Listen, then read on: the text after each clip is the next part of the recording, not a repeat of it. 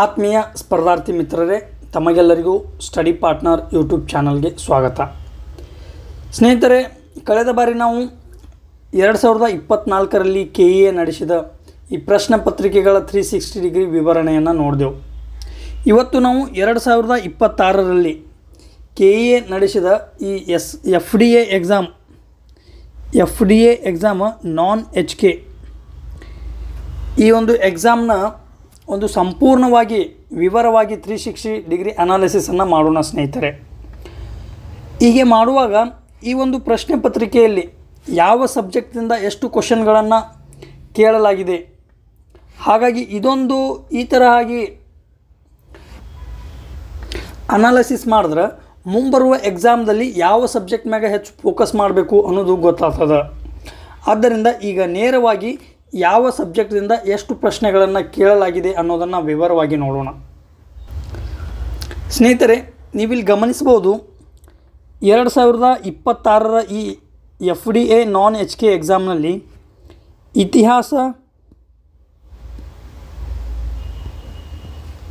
ಇತಿಹಾಸ, ಕಲೆ ಮತ್ತು ಸಂಸ್ಕೃತಿ, ಇತಿಹಾಸಗಳಲ್ಲಿ ಪ್ರಾಚೀನ ಆಗಿರ್ಬೋದು, ancient, medieval, modern, post independence, Karnataka history ಇವೆಲ್ಲವುಗಳನ್ನು ಕೂಡಿಸಿ ಮತ್ತು ಕಲೆ ಮತ್ತು ಸಂಸ್ಕೃತಿಯನ್ನು ಕೂಡಿಸಿ 23 ಪ್ರಶ್ನೆಗಳನ್ನು ಕೇಳಲಾಗಿದೆ ಸ್ನೇಹಿತರೆ. 23 ಪ್ರಶ್ನೆಗಳು ಅಂದರೆ 100ರಲ್ಲಿ 23 ಪ್ರಶ್ನೆಗಳು ಈ ವಿಭಾಗದಿಂದ ಬಂದವು.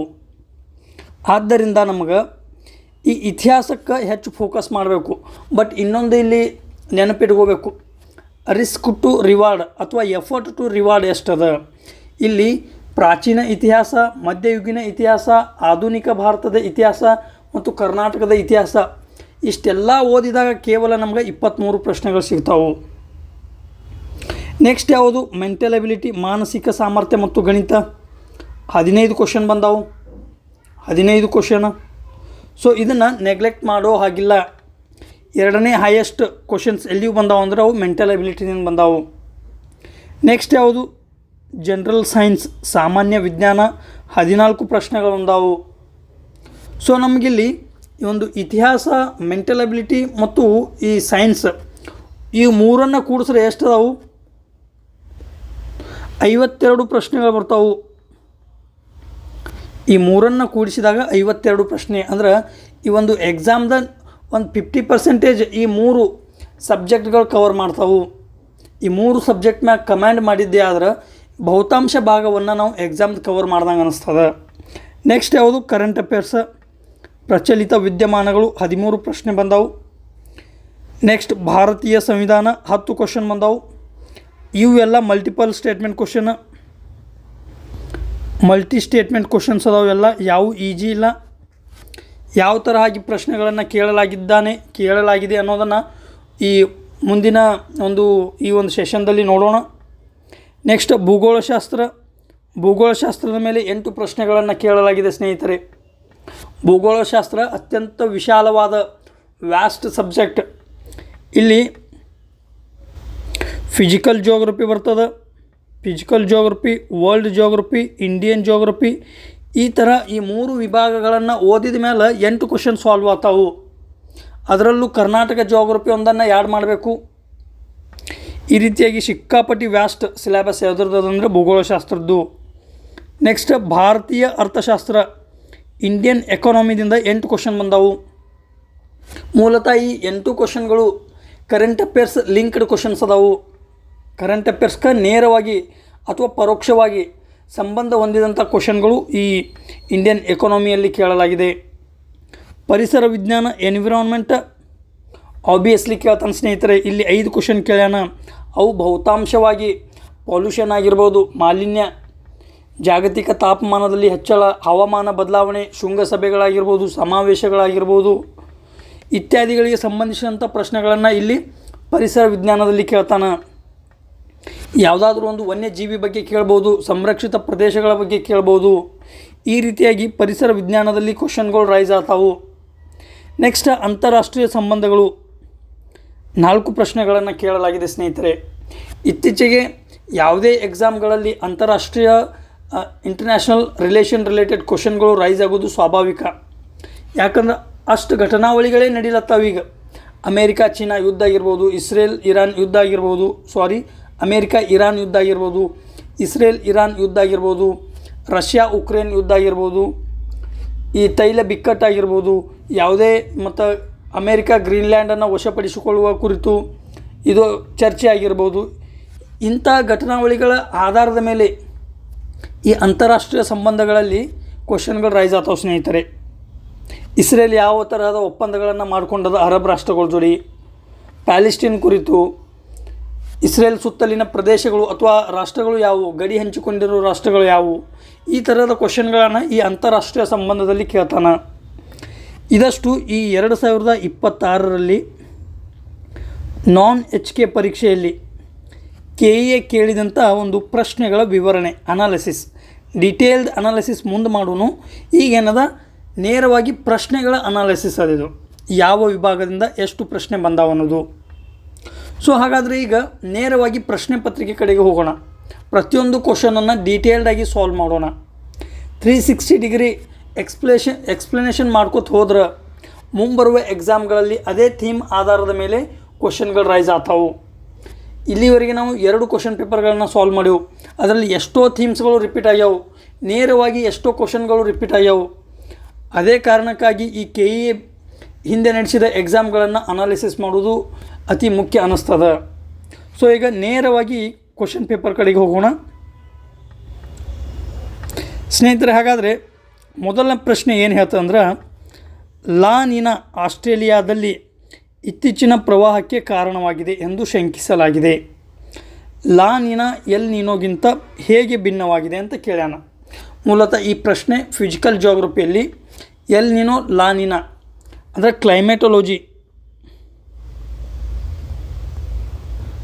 ಕ್ಲೈಮೆಟೊಲಜಿ ವಿಭಾಗದಿಂದ ರೇಸ್ ಆಗ್ಯದ ಕ್ವಶನ್. ಏನು ಹೇಳ್ತಾನೆ ಒಂದನೇ ಸ್ಟೇಟ್ಮೆಂಟ್, ಲಾ ನಿನಾವು ಸಮಭಾಜಕ ಹಿಂದೂ ಮಹಾಸಾಗರದಲ್ಲಿ ಅಸಾಧಾರಣವಾಗಿ ತಣ್ಣನೆಯ ಸಾಗರ ತಾಪಮಾನದಿಂದ ನಿರೂಪಿತವಾಗಿದೆ ಅಂತ ಕೊಟ್ಟಾನ. ಆದರೆ ಎಲ್ ನಿನೋ ಸಮಭಾಜಕ ಪೆಸಿಫಿಕ್ನಲ್ಲಿ ಅಸಾಮಾನ್ಯ ಬೆಚ್ಚಗಿನ ಸಾಗರ ತಾಪಮಾನದಿಂದ ನಿರೂಪಿಸಲ್ಪಟ್ಟಿದೆ. ಇದು ಮೊದಲ ಹೇಳಿಕೆ. ಎರಡನೇ ಹೇಳಿಕೆ ಏನದ, ಎಲ್ ನಿನೋ ಭಾರತದಲ್ಲಿ ನೈಋತ್ಯ ಮಾನ್ಸೂನ್ ಮೇಲೆ ವ್ಯತಿರಿಕ್ತ ಪರಿಣಾಮ ಬೀರುತ್ತದೆ. ಆದರೆ ಲಾ ನಿನಾ ಮಾನ್ಸೂನ್ ಹವಾಮಾನದ ಮೇಲೆ ಯಾವುದೇ ಪರಿಣಾಮ ಬೀರುವುದಿಲ್ಲ. ಸ್ನೇಹಿತರೆ, ಮೂಲತಃ ಇದನ್ನು ನಾವು ಯಾವ ಲಾಜಿಕ್ನಿಂದ ನೆನಪಿಡ್ತೀವಿ ಅಂದರೆ ಡ್ಯುವೆಲ್ ಎಫೆಕ್ಟ್.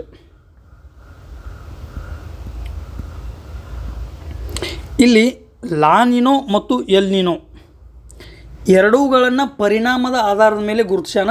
ಒಂದಕ್ಕೊಂದು ಚೇಂಜ್ ಮಾಡಿರ್ತಾನೆ, ಫ್ಯಾಕ್ಟ್ಗಳನ್ನು ಬದಲಾಯಿಸಿರ್ತಾನೆ ಅಥವಾ ತಪ್ಪು ಕೊಟ್ಟಿರ್ತಾನೆ. ಆದ್ದರಿಂದ ಈ ಥರದ ಪ್ರಶ್ನೆಗಳನ್ನು ನೋಡುವಾಗ ಅಥವಾ ಸ್ಟೇಟ್ಮೆಂಟ್ಸ್ಗಳನ್ನು ಓದುವಾಗ ಜಾಗರೂಕತೆಯಿಂದ ಇರಬೇಕು.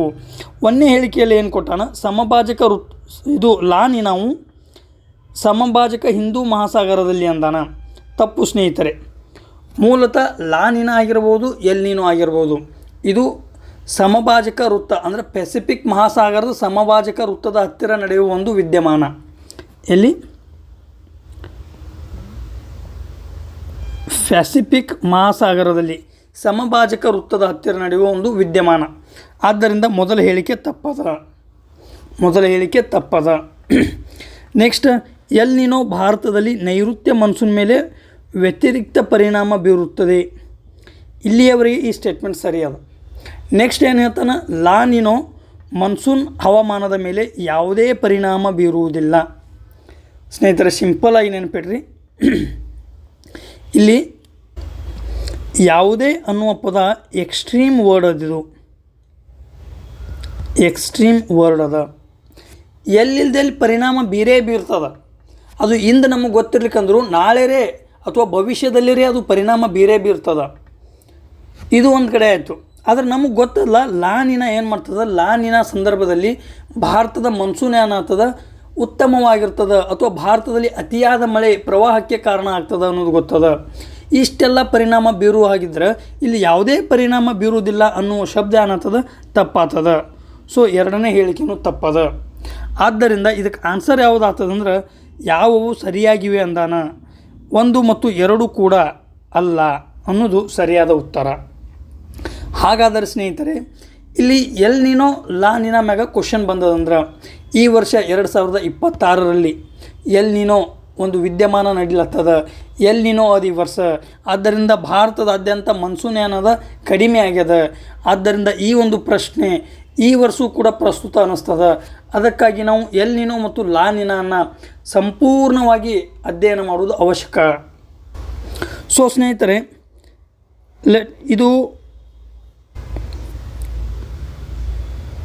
ಇದು ಸಮಭಾಜಕ ವೃತ್ತ.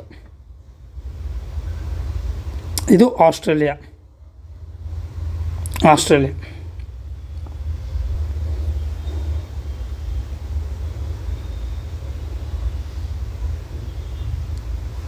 ಇದು ದಕ್ಷಿಣ ಅಮೇರಿಕಾ. ಇಲ್ಲಿ ವೆನಿಜುವೆಲಾ, ಕೊಲಂಬಿಯಾ, ಈಕ್ವೆಡಾರ್, ಪೆರು, ಚಿಲಿ ಈ ರಾಷ್ಟ್ರಗಳು ಕಂಡುಬರ್ತಾವೆ. ಸಾಮಾನ್ಯವಾಗಿ ಸ್ನೇಹಿತರೆ, ಪೂರ್ವದಿಂದ ಪಶ್ಚಿಮದ ಕಡೆಗೆ ವಾಣಿಜ್ಯ ಮಾರುತಗಳು ಬೀಸ್ತಾವೆ. ಪಶ್ಚಿಮಗಳ ಕಡೆಗೆ ವಾಣಿಜ್ಯ ಮಾರುತಗಳು ಬೀಸ್ತಾವೆ. ಇದು ಸಾಮಾನ್ಯ ಸಂಗತಿ. ಯಾವಾಗ ಎಲ್ ನೀನೋ ಇರ್ತದಲ್ಲ, ಆ ಸಮಯದಲ್ಲಿ ಈ ವಾಣಿಜ್ಯ ಮಾರುತಗಳು ಏನದಾವಲ್ಲ ಅವು ವೀಕ್ ಆಗ್ತಾವೆ, ದುರ್ಬಲವಾಗ್ತಾವೆ. ಈ ವಾಣಿಜ್ಯ ಮಾರುತಗಳು ದುರ್ಬಲವಾಗುವುದರಿಂದ ಈ ಪೂರ್ವದಿಂದ ಪಶ್ಚಿಮಕ್ಕೆ ಏನು ವಾಣಿಜ್ಯ ಮಾರುತಗಳು ಬೀಸ್ತಾವಲ್ಲ, ಆ ವಾಣಿಜ್ಯ ಮಾರುತಗಳು ಬೀಸುವುದು ನಿಲ್ತದ. ಆ ವಾಣಿಜ್ಯ ಮಾರುತಗಳು ಇಲ್ಲಿ ಅಂದ್ರೆ ಪೂರ್ವದ ಈ ಪೆಸಿಫಿಕ್ ಮಹಾಸಾಗರದಲ್ಲಿ, ಪೂರ್ವ ಪೆಸಿಫಿಕ್ ಮಹಾಸಾಗರದಲ್ಲಿಯೇ ಸಂಗ್ರಹವಾಗ್ತದೆ. ಅಂದರೆ ಶಾರ್ಟಾಗಿ ಹೇಳ್ಬೇಕಂದ್ರೆ, ಈ ದಕ್ಷಿಣ ಅಮೇರಿಕಾ ಪಶ್ಚಿಮ ಕರಾವಳಿ ತೀರದಲ್ಲಿ ಈ ಏನು ವಾರ್ಮ್ ವಾಟರ್ಸ್ ಅಥವಾ ಬಿಸಿಯಾದ ನೀರು ದಕ್ಷಿಣ ಅಮೇರಿಕಾ ಪ್ರದೇಶದಲ್ಲಿ ಸಂಗ್ರಹ ಆತವು.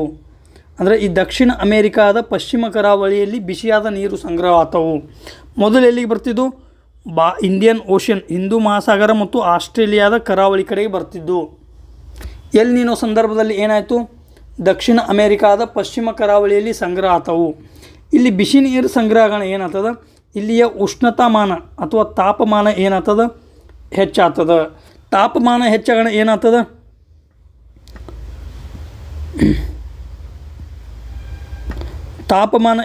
ಏನಾಗ್ತದ? ಮೋಡಗಳು ನಿರ್ಮಾಣ ಆಗ್ತವು. ಮೋಡಗಳು ನಿರ್ಮಾಣವಾಗುವುದರಿಂದ ಏನಾಗ್ತದ? ಮಳೆ ಆಗ್ತದ. ಅಂದರೆ ಟೋಟಲಾಗಿ ಏನಾಯಿತು? ಸಾಮಾನ್ಯವಾಗಿ ಪೂರ್ವದಿಂದ ಪಶ್ಚಿಮಕ್ಕೆ ಬರುವ ವಾಣಿಜ್ಯ ಮಾರುತಗಳು ಎಲ್ ನೀನೋ ಸಂದರ್ಭದಲ್ಲಿ ದುರ್ಬಲಗೊಂಡು ದಕ್ಷಿಣ ಅಮೇರಿಕಾದ ಪಶ್ಚಿಮ ಕರಾವಳಿ ತೀರದಲ್ಲಿಯೇ ಸಂಗ್ರಹವಾತವು. ಅದಕ್ಕೆ ಇನ್ನೊಂದು ಏನನ್ಬೋದು? ಪೂರ್ವದ ಪೆಸಿಫಿಕ್ ಕರಾವಳಿಯಲ್ಲಿಯೇ ಸಂಗ್ರಹವಾತವು. ಆಗ ಏನಾಗ್ತದ? ಅಲ್ಲಿಯ ತಾಪಮಾನ ಹೆಚ್ಚಾಗ್ತದ. ತಾಪಮಾನ ಹೆಚ್ಚಾಗುವುದರಿಂದ ಮೋಡಗಳ ನಿರ್ಮಾಣ ಆಗ್ತದೆ. ಮೋಡಗಳಿಂದ ಮಳೆ ಆಗ್ತದೆ. ಅಂದರೆ ಈ ದಕ್ಷಿಣ ಅಮೇರಿಕಾದ ಪಶ್ಚಿಮ ಕರಾವಳಿಯಲ್ಲಿ ಸಾಕಷ್ಟು ಮಳೆ ಅಥವಾ ಪ್ರವಾಹ ಪರಿಸ್ಥಿತಿ ಉಂಟಾಗ್ತದೆ ಎಲ್ ನೀನೋ ಸಂದರ್ಭದಲ್ಲಿ. ಇದು ಒಂದು ಕಡೆ ಆಯಿತು. ಮಳೆ ಎಲ್ಲ ದಕ್ಷಿಣ ಅಮೇರಿಕಕ್ಕೆ ಹೋದ್ರೆ ಈ ಕಡೆ ವಾಣಿಜ್ಯ ಮಾರುತಗಳೇ ಬರಲ್ಲ. ವಾಣಿಜ್ಯ ಮಾರುತಗಳು ಏನು ಬಿಸಿ ನೀರು ಇರ್ತಾವಲ್ಲ ಆ ಕಡೆ ಹೋದು. ಅಂದರೆ ಇಲ್ಲಿ ತಂಪಾದ ನೀರು ಸಂಗ್ರಹ ಆಗ್ತದೆ. ಆಸ್ಟ್ರೇಲಿಯಾದ ಈ ಪೂರ್ವ ಕರಾವಳಿಯಲ್ಲಿ ಮತ್ತು ಹಿಂದೂ ಮಹಾಸಾಗರದ ಪ್ರದೇಶದಲ್ಲಿ ತಂಪಾದ ನೀರು ಸಂಗ್ರಹವಾಗ್ತದೆ. ಮೋಡ ನಿರ್ಮಾಣವಾಗುವುದಿಲ್ಲ. ಇದಕ್ಕೆ ಪ್ರತಿಯಾಗಿ ಮಳೆ ಆಗುವುದಿಲ್ಲ. ಈ ಕಾರಣದಿಂದಾಗಿ ಆಸ್ಟ್ರೇಲಿಯಾದ ಪೂರ್ವ ಕರಾವಳಿಯಲ್ಲಿ ಮತ್ತು ಭಾರತದಲ್ಲಿ ಬರಗಾಲದ ಸ್ಥಿತಿ ಕಂಡುಬರುತ್ತದೆ. ಯಾವಾಗ? ಎಲ್ ನೀನೋ ಸಂದರ್ಭದಲ್ಲಿ. ಓಕೆ, ಇದಷ್ಟು ಎಲ್ ನೀನೋ ಆಯಿತು. ಎಲ್ ನೀನೋಕ್ಕೆ ಇಂಪಾರ್ಟೆಂಟ್ ಫ್ಯಾಕ್ಟ್ ಹೇಳ್ಬೇಕಂದ್ರೆ ಎಕ್ಸಾಮ್ದಾಗ ಬೀಳೋದು ಮೂಲತಃ ಒಂದೇದು, ಇವು ಪ್ಯಾಸಿಫಿಕ್ ಮಹಾಸಾಗರದ ಸಮಭಾಜಕ ವೃತ್ತ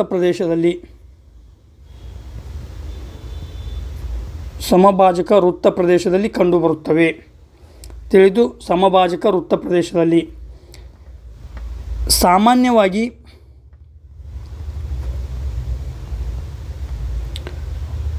ಪೂರ್ವ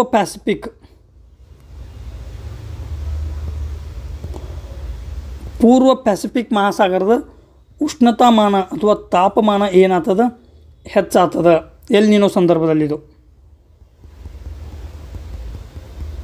ಇದು ಎಲ್ ನೀನೋ ಸಂದರ್ಭದಲ್ಲಿ ಹೇಳುತ್ತದೆ. ಪೂರ್ವ ಪ್ಯಾಸಿಫಿಕ್ ಅಥವಾ ಇದಕ್ಕೆ ಏನಂತೇವೆ ನಾವು, ಪಶ್ಚಿಮ ಕರಾವಳಿ ಎದುರದು ದಕ್ಷಿಣ ಅಮೇರಿಕಾದ ಪಶ್ಚಿಮ ಕರಾವಳಿಯಲ್ಲಿ ತಾಪಮಾನ ಹೆಚ್ಚಾಗ್ತದೆ. ಇದರಿಂದ ಮೋಡಗಳು ನಿರ್ಮಾಣವಾಗ್ತಾವೆ. ಮೋಡಗಳಿಂದ ಏನಾಗ್ತದೆ, ಮಳೆ ಆಗ್ತದೆ. ಇನ್ನೊಂದು ಹೇಳ್ಬೇಕಾದ್ರೆ ದಕ್ಷಿಣ ಅಮೇರಿಕಾ,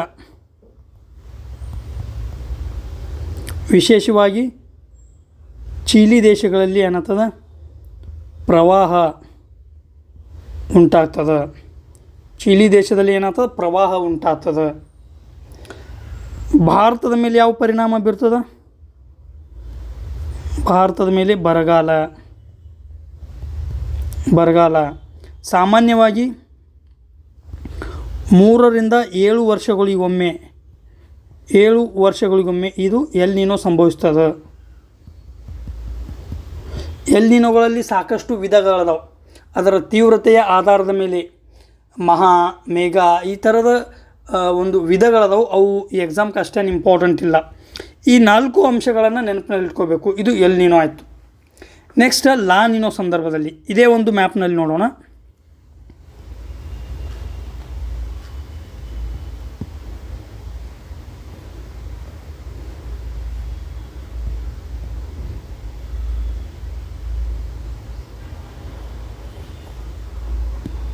ಸ್ನೇಹಿತರೆ, ಇದು ಆಸ್ಟ್ರೇಲಿಯಾ. ಸಾಮಾನ್ಯವಾಗಿ ವಾಣಿಜ್ಯ ಮಾರುತಗಳು ಪೂರ್ವದಿಂದ ಪಶ್ಚಿಮಕ್ಕೆ ಬರ್ತಾವೆ. ಪಶ್ಚಿಮಕ್ಕೆ ಬಂದು ಏನು ಮಾಡ್ತಾವೆ, ಈ ಪೂರ್ವದಲ್ಲಿಯೇ ಬಿಸಿ ನೀರುಗಳನ್ನು ಈ ಆಸ್ಟ್ರೇಲಿಯಾದ ಕರಾವಳಿಯಲ್ಲಿ ಸಂಗ್ರಹ ಮಾಡ್ತಾವೆ. ಬಿಸಿ ನೀರು ಸಂಗ್ರಹ ಎಲ್ಲಿ, ಅದು ಈ ಸರ ಆಸ್ಟ್ರೇಲಿಯಾದ ಕರಾವಳಿ. ಕೆಲವು ಬಿಸಿ ನೀರುಗಳು ಏನು ಮಾಡ್ತಾವೆ, ಕೆಲವೊಂದಿಷ್ಟು ಹಿಂದೂ ಮಹಾಸಾಗರಕ್ಕೂ ಬರ್ತಾವೆ. ಹಿಂದೂ ಮಹಾಸಾಗರ ಅಥವಾ ಭಾರತದ ಈ ಕರಾವಳಿ ದಕ್ಷಿಣ ಭಾಗದಲ್ಲಿ ಬರ್ತಾವೆ. ಏನಾಗ್ತದೆ, ಇಲ್ಲಿ ಬಿಸಿ ನೀರು ಸಂಗ್ರಹವಾಗುವುದರಿಂದ ಮೋಡಗಳ ನಿರ್ಮಾಣ ಆಗ್ತಾವೆ. ಮೋಡಗಳ ನಿರ್ಮಾಣ ಆಗೋದ್ರಿಂದ ಮಳೆ ಆಗ್ತದೆ. ಹಾಗಾಗಿ ಲಾ ನಿನಾ ಸಂದರ್ಭದಲ್ಲಿ ಆಸ್ಟ್ರೇಲಿಯಾದ ಪೂರ್ವ ಕರಾವಳಿಯಲ್ಲಿ ಪ್ರವಾಹ ಪರಿಸ್ಥಿತಿ ಉಂಟಾಗ್ತದೆ. ಯಾವಾಗ, ಲಾ ನಿನಾ ಸಂದರ್ಭದಲ್ಲಿ. ಜೊತೆಗೆ ಭಾರತದಲ್ಲಿ ಯಾವ ಥರದ ಪರಿಣಾಮ ಬೀರ್ತಂದ್ರೆ, ಸೊ ಇದೇ ರೀತಿಯಾಗಿ ಲಾ ನಿನಾಗೆ ಸಂಬಂಧಪಟ್ಟಂಥ ಪ್ರಮುಖ ವಿಷಯಗಳನ್ನು ಹೇಳಬೇಕಾದ್ರೆ, ಲಾ ನಿನಾ ಈ ಒಂದು ವಿದ್ಯಮಾನ ಕೂಡ ಎಲ್ಲಿ ನಡೀತದೆ, ಪೆಸಿಫಿಕ್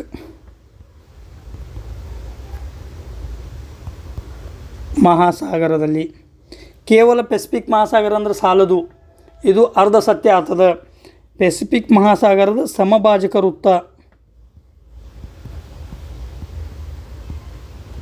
ಸಮಭಾಜಕ ವೃತ್ತದ ಹತ್ತಿರ ಇದೊಂದು ಲಾ ನಿನಾ ಸಂಭವಿಸ್ತದೆ. ಆಸ್ಟ್ರೇಲಿಯಾಕ್ಕೆ ಪ್ರವಾಹ ಪರಿಸ್ಥಿತಿ, ಭಾರತಕ್ಕೂ ಕೂಡ ಪ್ರವಾಹ ಪರಿಸ್ಥಿತಿ ಉಂಟಾಗ್ತದೆ. ಚೀಲಿಗೆ ಏನಾಗ್ತದೆ, ಚೀಲಿಗೆ ಬರಗಾಲ.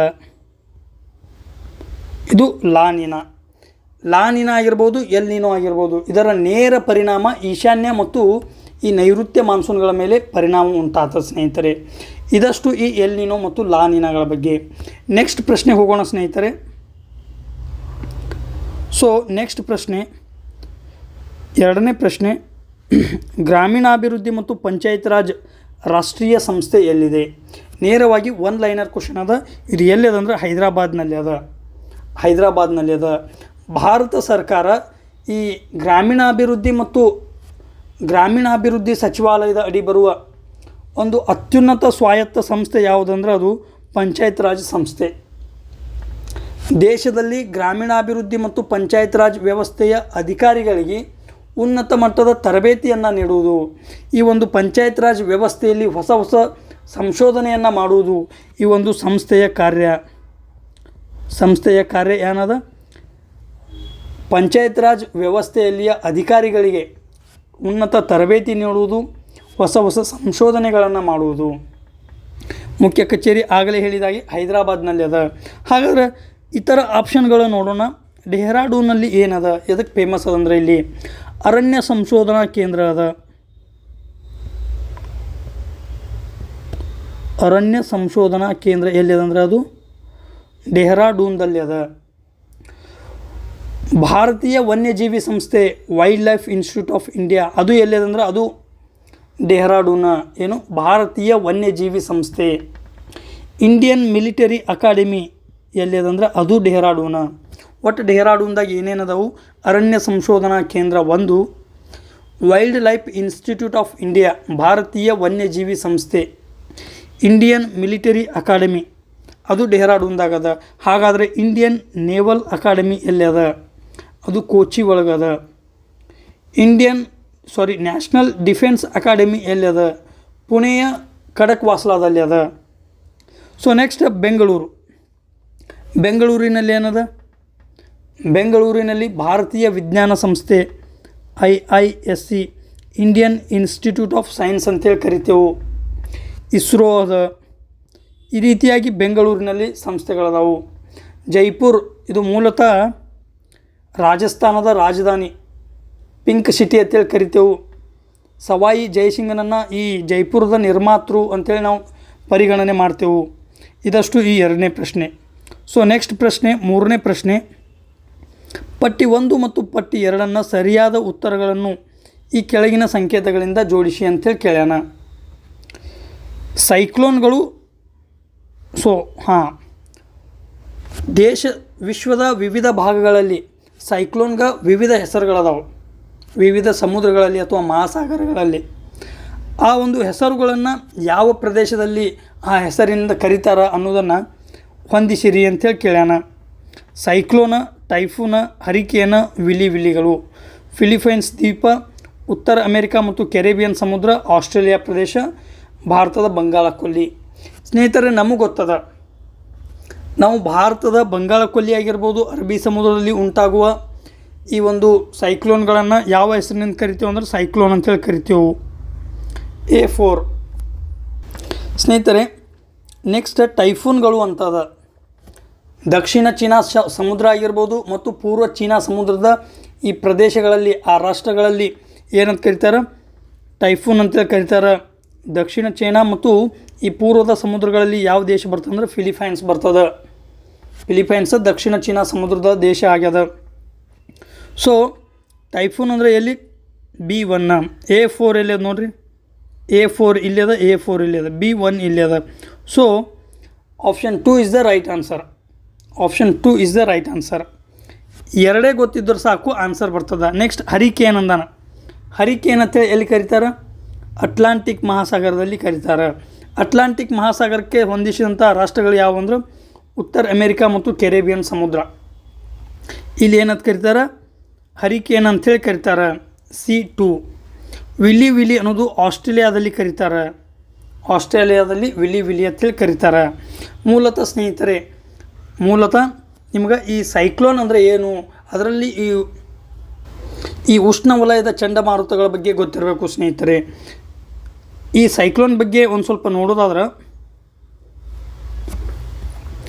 ಸ್ನೇಹಿತರೆ, ಮೂಲತಃ ಈ ಚಂಡಮಾರುತ ನಿರ್ಮಾಣವಾಗುವುದಕ್ಕೆ ಹಲವು ಕ್ರೈಟೇರಿಯಾ ಬೇಕು. ಒಂದನೇದು ತಾಪಮಾನ. ಆ ಒಂದು ಪ್ರದೇಶದ ತಾಪಮಾನ 27 ಡಿಗ್ರಿ ಸೆಲ್ಸಿಯಸ್ಗಿಂತ ಹೆಚ್ಚಿರಬೇಕು. ಒಂದನೇದೇನು 27 ಡಿಗ್ರಿ ಸೆಲ್ಸಿಯಸ್ಗಿಂತ ಹೆಚ್ಚಿರಬೇಕು. ಎರಡನೇದು ಕೋರಿಯಾಲಿಸ್ ಬಲ ಇರಬೇಕು. ಸಾಮಾನ್ಯವಾಗಿ ಕೋರಿಯಾಲಿಸ್ ಬಲ ಸಮಭಾಜಕ ವೃತ್ತದ ಹತ್ತಿರ ಇರೋದಿಲ್ಲ, 0 ಇರ್ತದೆ. ಸಮಭಾಜಕ ವೃತ್ತದ ಹತ್ತಿರ ಕೋರಿಯಾಲಿಸಿಸ್ ಬಲ 0 ಇರ್ತದೆ. ಆದ್ದರಿಂದ ಈ ಇಕ್ವಾಟೋರಿಯಲ್ ಸೈಕ್ಲೋನ್ಸ್ ಅಥವಾ ಟ್ರೋಪಿಕಲ್ ಸೈಕ್ಲೋನ್ಸ್ ಅಥವಾ ಉಷ್ಣವಲಯದ ಚಂಡಮಾರುತಗಳು ಸಮಭಾಜಕ ವೃತ್ತದ ಹತ್ತಿರ ಕಂಡು ಬರುವುದಿಲ್ಲ. ಯಾಕೆ ಅಂತ ಕೇಳ್ತಾರೆ. ಯಾಕಂದರೆ ಅಲ್ಲಿ ಕೋರಿಯಾಲಿಸಿಸ್ ಬಲ 0 ಇರ್ತದೆ. ಸಮಭಾಜಕ ವೃತ್ತದಿಂದ ಧ್ರುವಗಳ ಕಡೆಗೆ ಹೋದಂತೆ ಈ ಕೋರಿಯಾಲಿಸಿಸ್ ಬಲದಲ್ಲಿ ಹೆಚ್ಚಳವಾಗುತ್ತಾ ಹೋಗುತ್ತದೆ. ಕೋರಿಯಾಲಿಸ್ ಬಲಕ್ಕೆ ಮೂಲ ಕಾರಣ ಏನು?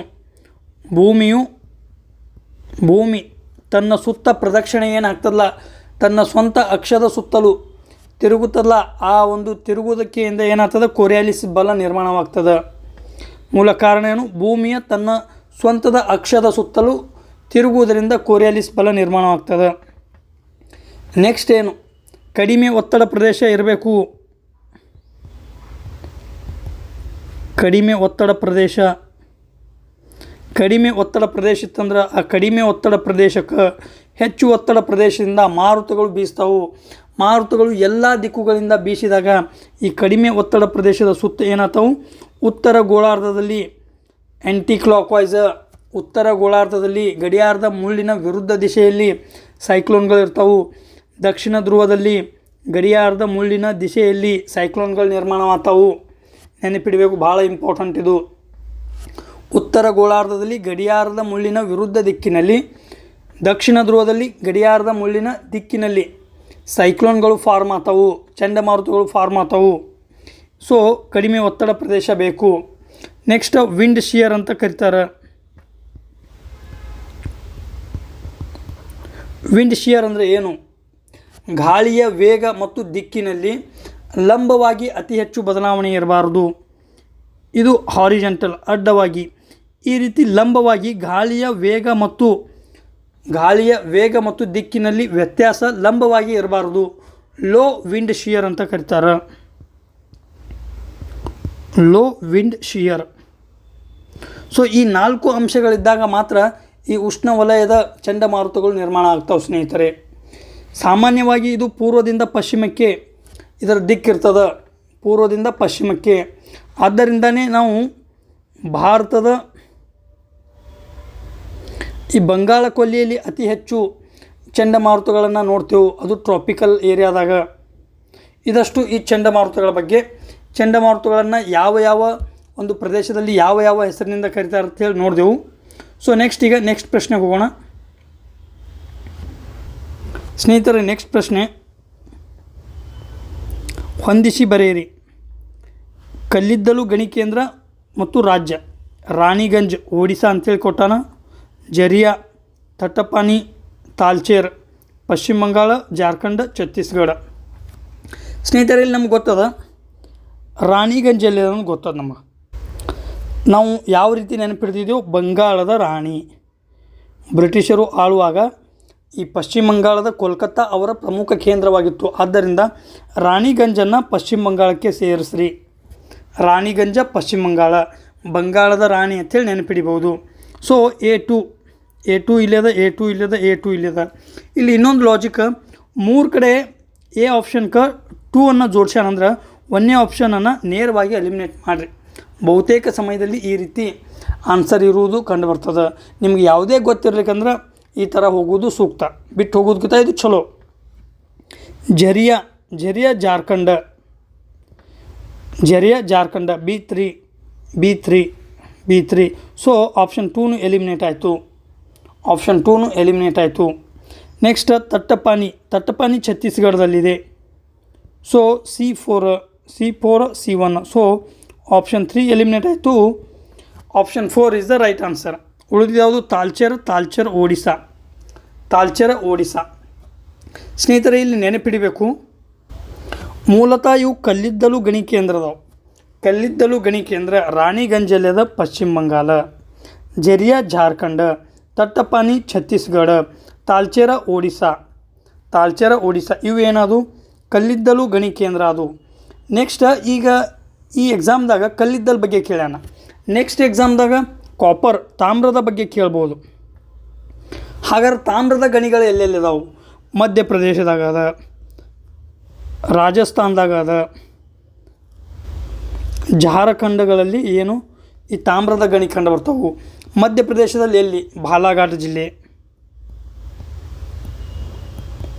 ಮಧ್ಯಪ್ರದೇಶದಲ್ಲಿ ಈ ಬಾಲಾಘಾಟ್ ಜಿಲ್ಲೆ. ಬಾಲಾಘಾಟದಲ್ಲಿ ಪ್ರಮುಖವಾಗಿ ಮಲಂಜ್ ಖಂಡ ಅಂತೇಳಿ ಬರ್ತದೆ. ಮಲಂಜ್ ಖಂಡ್ ಗಣಿ. ಸೊ ನೇರವಾಗಿ ಬಾಲಾಘಾಟ್ ಅನ್ಬೋದು ಅಥವಾ ಮಲಂಜ್ ಖಂಡ ಎರಡೂ ಮಧ್ಯಪ್ರದೇಶದಲ್ಲಿ ಅದ. ನೆಕ್ಸ್ಟ್ ರಾಜಸ್ಥಾನದಲ್ಲಿ ಖೇತ್ರಿ ಮೈನ್ಸ್ ಖೇತ್ರಿ ಮೈನ್ಸ್ ಭಾಳ ಪ್ರಮುಖವಾದವುಗಳು ಇವು. ಪ್ರಾಚೀನ ಭಾರತದ ಕಾಲದಿಂದಲೂ ನಾವು ತಾಮ್ರಕ್ಕಾಗಿ ಈ ಖೇತ್ರಿ ಮೈನ್ಸ್ಗಳ ಮೇಲೆ ಅವಲಂಬಿತರಾಗೆವು. ಖೇತ್ರಿ ಮೈನ್ಸ್ಗಳ ಮೇಲೆ ಅವಲಂಬಿತರಾಗೆವು ಸ್ನೇಹಿತರೆ. ನೆಕ್ಸ್ಟ್ ಜಾರ್ಖಂಡಗಳಲ್ಲಿ ಸಿಂಗ್ಭೂಮ್, ಜಾರ್ಖಂಡದಾಗ ಸಿಂಗ್ಭೂಮ. ಈ ಒಂದು ತಾಮ್ರದ ಪಟ್ಟಿಯಲ್ಲಿ ನಾವು ಅಧಿಕ ಪ್ರಮಾಣದಲ್ಲಿ ತಾಮ್ರವನ್ನು ಪಡಿತೇವೆ ಸ್ನೇಹಿತರೆ. ಇದೇನಾಯಿತು, ತಾಮ್ರ ಆಯಿತು. ಹಾಗಾದರೆ ಕಬ್ಬಿಣದ ಗಣಿಗಳು ಮತ್ತು ಅವುಗಳ ರಾಜ್ಯಗಳು. ಅತಿ ಹೆಚ್ಚು ಕಬ್ಬಿಣವನ್ನು ಉತ್ಪಾದಿಸುವ ರಾಜ್ಯ ಯಾವುದು? ಅದು ಒಡಿಸ್ಸಾ. ಹಾಗಾದರೆ ಒಡಿಸ್ಸಾದಲ್ಲಿಯ ಗಣಿಗಳು ಯಾವುವು? ಮಯೂರ್ಭಂಜ್. ಒಡಿಸ್ಸಾದಲ್ಲಿ ಮೊದಲ ಒಡಿಸ್ಸಾದಲ್ಲಿ ಯಾವ? ಮಯೂರ್ಭಂಜ್.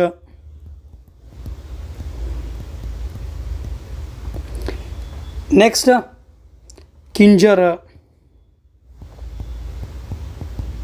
ಮಯೂರ್ಭಂಜ್ ಮತ್ತು ಕಿಂಜರ್ ಅನ್ನೋ ಪ್ರದೇಶಗಳು ಒಡಿಸ್ಸಾದ ಕಬ್ಬಿಣದ ಗಣಿಗಾಗಿ ಫೇಮಸ್ ಅದಾವು.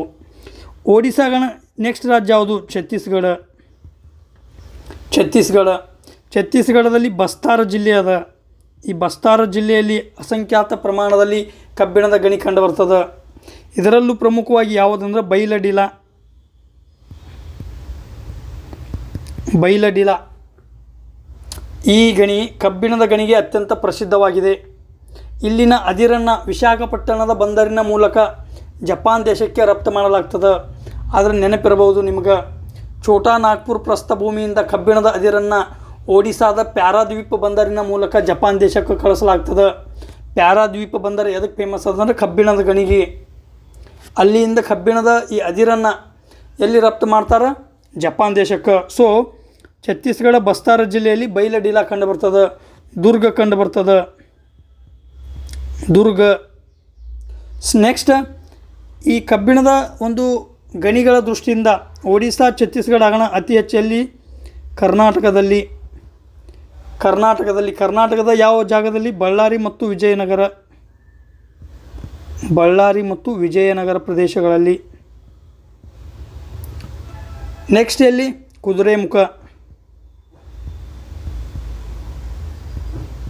ಕುದುರೆಮುಖ ಭಾಗದಲ್ಲಿಯೂ ಅತಿ ಹೆಚ್ಚು ಕಬ್ಬಿಣಗಳನ್ನು ಹೊಂದಿದ ಪ್ರದೇಶವಿದೆ. ನೆಕ್ಸ್ಟ್ ಜಾರ್ಖಂಡದ ಸಿಂಗ್ಭೂಮ್ದಲ್ಲಿ ಈಗಲೇ ನೋಡಿದೆವು ತಾಮ್ರದ ಗಣಿ ಅದ, ಸಿಂಗ್ಭೂಮ್ನಲ್ಲಿ ಕಬ್ಬಿಣದ ಗಣಿಯೂ ಅದ. ನೆಕ್ಸ್ಟಲ್ಲಿ ಜಾರ್ಖಂಡದ ಸಿಂಗ್ಭೂಮ್. ಸೊ ಇದು ಆಯಿತು. ಏನೇನು ನೋಡಿದೆವು ಈಗ? ಕಲ್ಲಿದ್ದಲು ಗಣಿಗಳು ನೋಡಿದೆವು, ಜೆರಿಯಾ, ತಾಲ್ಚೇರ, ರಾಣಿಗಂಜ. ನೆಕ್ಸ್ಟ್ ತಾಮ್ರದ ಗಣಿಗಳು ನೋಡಿದೆವು, ಕಬ್ಬಿಣದ ಗಣಿಗಳನ್ನು ನೋಡಿದೆವು. ಇದಷ್ಟು ಈ ಪ್ರಶ್ನೆಯ 360 ಡಿಗ್ರಿ ವಿವರಣೆ.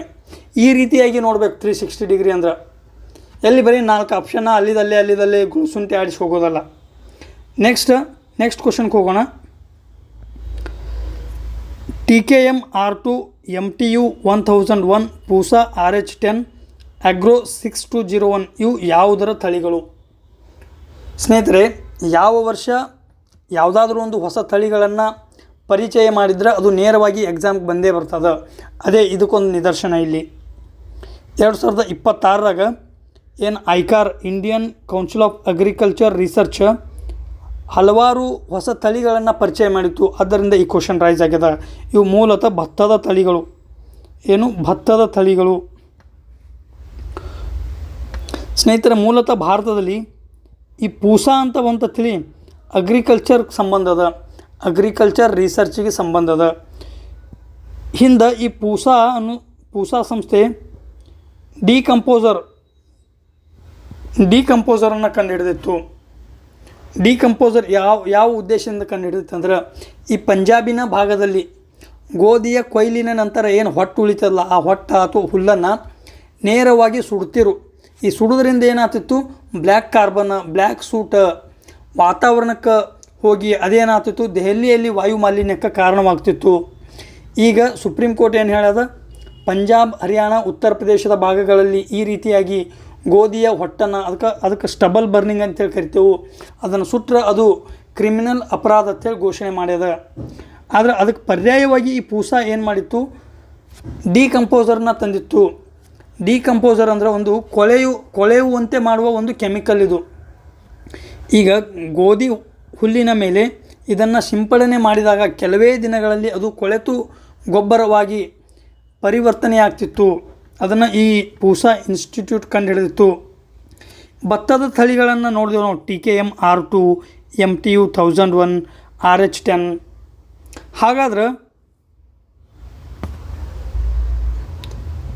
DMH 11 ಯಾವ ಬೆಳೆಗೆ ಸಂಬಂಧಿಸಿದೆ?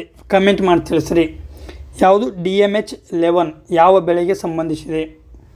ನೆಕ್ಸ್ಟ್ ಗೋಧಿಯ ತಳಿಗಳು ಅಂತೇಳಿ ಆಪ್ಷನ್ ಕೊಟ್ಟಾನ. ಈ ಸಲ ಭತ್ತದ ತಳಿಗಳು ಕೊಟ್ಟಾನ. ನೆಕ್ಸ್ಟ್ ಗೋಧಿಯ ತಳಿಗಳ ಬಗ್ಗೆ ಕ್ವಶನ್ ರೈಸ್ ಆಗ್ಬೋದು. ಸೊ ಗೋಧಿ ಬಂತ ತಿಳಿ ಕಲ್ಯಾಣ. ಯಾವುದು? ಕಲ್ಯಾಣ ಸೋನಾಲಿಕಾ, ಲರ್ಮಾ ರೋಜೋ ಇವು ಮೂರು ಏನದಾವಲ್ಲ ಗೋಧಿಯ ತಳಿಗಳು. ಯಾಕೆ ಹೊಸ ತಳಿಗಳನ್ನು ಅಭಿವೃದ್ಧಿಪಡಿಸಲಾಗುತ್ತಿದೆ ಅಂದ್ರೆ, ಭಾರತ ಸೇರಿದಂತೆ ವಿಶ್ವಾದ್ಯಂತ ಈ ಹವಾಮಾನ ಬದಲಾವಣೆಗಳಿಂದ ಗೋಧಿ ಆಗಿರ್ಬೋದು, ಭತ್ತ ಆಗಿರ್ಬೋದು, ಇತರ ಎಲ್ಲ ಬೆಳೆಗಳ ಇಳುವರಿ ಕಡಿಮೆ ಆಲತ್ತದ. ಕಡಿಮೆ ಆಲತ್ತದ. ಹೊಸ ರೋಗಗಳು ಉತ್ಪತ್ತಿ ಆಲತ್ತವು. ಹವಾಮಾನ ಬದಲಾವಣೆಗಳಿಂದ ಏನಾಗ್ಲತ್ತದ? ಅನಿಶ್ಚಿತತೆ, ಅತಿಯಾದ ಮಳೆ, ಅತಿಯಾದ ಬಿಸಿಲು, ಇವುಗಳಿಂದ ಏನಾಗ್ಲತ್ತದ? ಇಳುವರಿ ಕಡಿಮೆ ಆಗ್ಲತ್ತದ. ಆ ಉದ್ದೇಶದಿಂದ ಇಳುವರಿಯನ್ನು ಹೆಚ್ಚಿಸುವ ಸಲುವಾಗಿ ಹೊಸ ಒಂದು ತಳಿಗಳನ್ನು ಕಂಡುಹಿಡಿಲತ್ತಾರ ಅಂತ ಹೇಳ್ಬೋದು. ಗೋಧಿ ನೋಡಿದೆವು, ಭತ್ತ ನೋಡಿದೆವು. ಇದು DMH 11 ಅನ್ನೋದು ನೋಡಿದೆವು. ಇದನ್ನು ನೀವು ನಾಳೆ ಕಮೆಂಟ್ದಾಗ ಹಾಕ್ತೀರಿ. ಹತ್ತಿ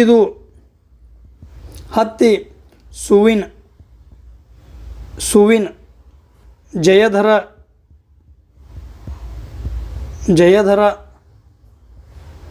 ವರಲಕ್ಷ್ಮಿ. ಈ ಸುವಿನ, ಜಯಧರ, ವರಲಕ್ಷ್ಮಿ ಅನ್ನೋ ಹತ್ತಿಯ ವಿವಿಧ ತಳಿಗಳು.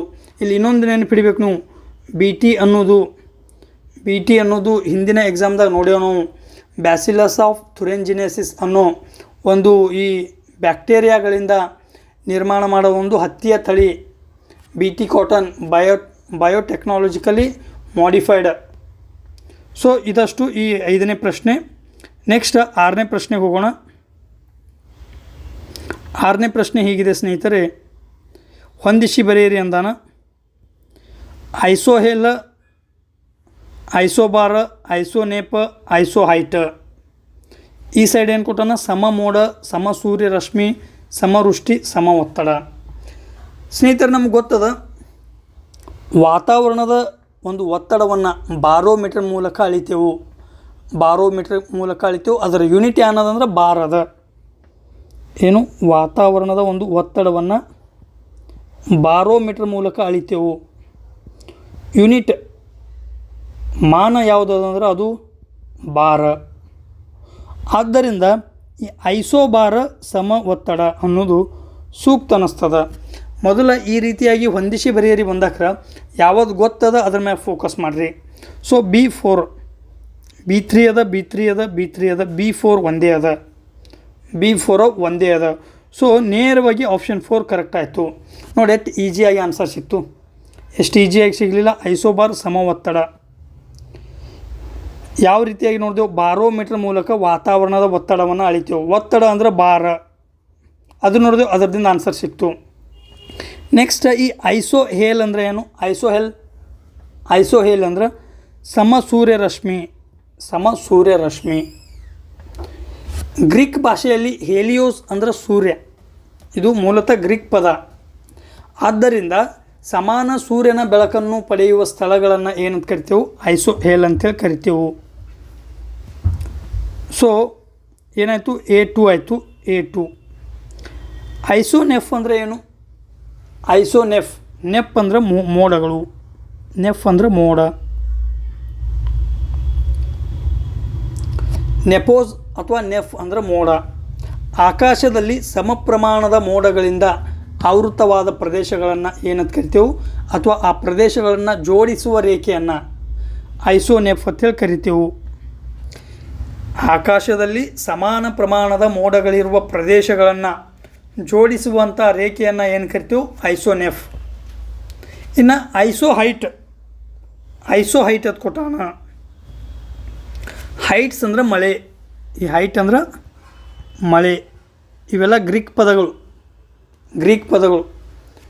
ಒಂದು ನಕ್ಷೆಯಲ್ಲಿ ಸಮಾನ ಪ್ರಮಾಣದ ಮಳೆಯಾಗುವ ಪ್ರದೇಶಗಳನ್ನು ಈ ಜೋಡಿಸುವ ಅಥವಾ ಸೇರಿಸುವ ರೇಖೆಗಳನ್ನು ಏನು ಕರಿತೇವೆ, ಐಸೋ ಹೈಟ್ ಅಂತೇಳಿ ಕರಿತೇವೆ. ಮೂಲತಃ ನೆನಪಾಯಿತು. ಐಸೋ ಹೇಲ್ ಅಂದ್ರೆ ಸೂರ್ಯರಶ್ಮಿ, ಸೂರ್ಯರಶ್ಮಿ. ಬಾರ್ ಅಂದ್ರೆ ವಾತಾವರಣದ ಒತ್ತಡ. ನೆಫ್ ಅಂದ್ರೆ ಮೋಡಗಳು. ಹೈಟ್ ಅಂದ್ರೆ ಮಳೆ. ನೆಕ್ಸ್ಟ್ ಐಸೋಥರ್ಮ್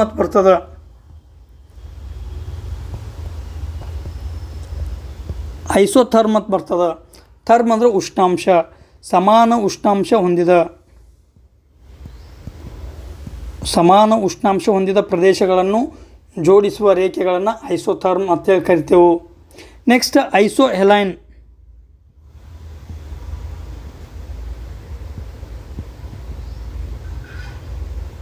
ಐಸೋಹೆಲೈನ್ ಅಂದರೆ ಏನು? ಸಮಾನ ಲವಣಾಂಶವನ್ನು ಹೊಂದಿರುವ ಪ್ರದೇಶಗಳನ್ನು ಜೋಡಿಸುವ ರೇಖೆ ಐಸೋಹೆಲೈನ್. ಸೊ ಇದಷ್ಟು 6ನೇ ಪ್ರಶ್ನೆ. ನೆಕ್ಸ್ಟ್ ಕ್ವಶನ್ಗೆ ಹೋಗೋಣ. 7ನೇ ಪ್ರಶ್ನೆ. ಅರಬ್ಬಿ ಸಮುದ್ರಕ್ಕಿಂತ 4 ಪಟ್ಟು ಹೆಚ್ಚು ಚಂಡಮಾರುತಗಳು ಬಂಗಾಳ ಕೊಲ್ಲಿಯಲ್ಲಿ ಉಂಟಾಗಲು ಕಾರಣ. ಸ್ನೇಹಿತರೆ, ಆಗಲೇ ನೋಡಿದೆವು ನಾವು ಟ್ರಾಪಿಕಲ್ ಸೈಕ್ಲೋನ್ಸ್ ಅಥವಾ ಉಷ್ಣ ವಲಯದ ಚಂಡಮಾರುತಗಳು ಈ ನಿರ್ಮಾಣವಾಗಬೇಕಾದ್ರೆ 4 ಕಂಡೀಷನ್ ಬೇಕು ಅಂತೇಳಿ ನೋಡಿದೆವು. ಅದೇ ಥರ ಆಗಿ ಇಲ್ಲಿ ಬಂಗಾಳ ಕೊಲ್ಲಿಯಲ್ಲಿ ಚಂಡಮಾರುತಗಳು ಹೆಚ್ಚಾತವು ಅರಬ್ಬಿ ಸಮುದ್ರಕ್ಕಿಂತ ಅಂತೇಳಿ ಕೊಟ್ಟಾನ. ಯಾಕಂತೇಳಿ ರೀಸನ್ ಕೇಳ್ಯಾನ. ಸಾಗರದ ಮೇಲ್ಮೈ ಹೆಚ್ಚು ಉಷ್ಣಾಂಶ, ನದಿಗಳಿಂದ ಶೀತ ನೀರಿನ ಒಳಹರಿವು, ತೇವಾಂಶ ಭರಿತ ಮೋಡಗಳು, ಭೌಗೋಳಿಕ ಆಕಾರ. ಸ್ನೇಹಿತರೆ, ಮೂಲತಃ ಇದು ನಮ್ಮ ಭಾರತ.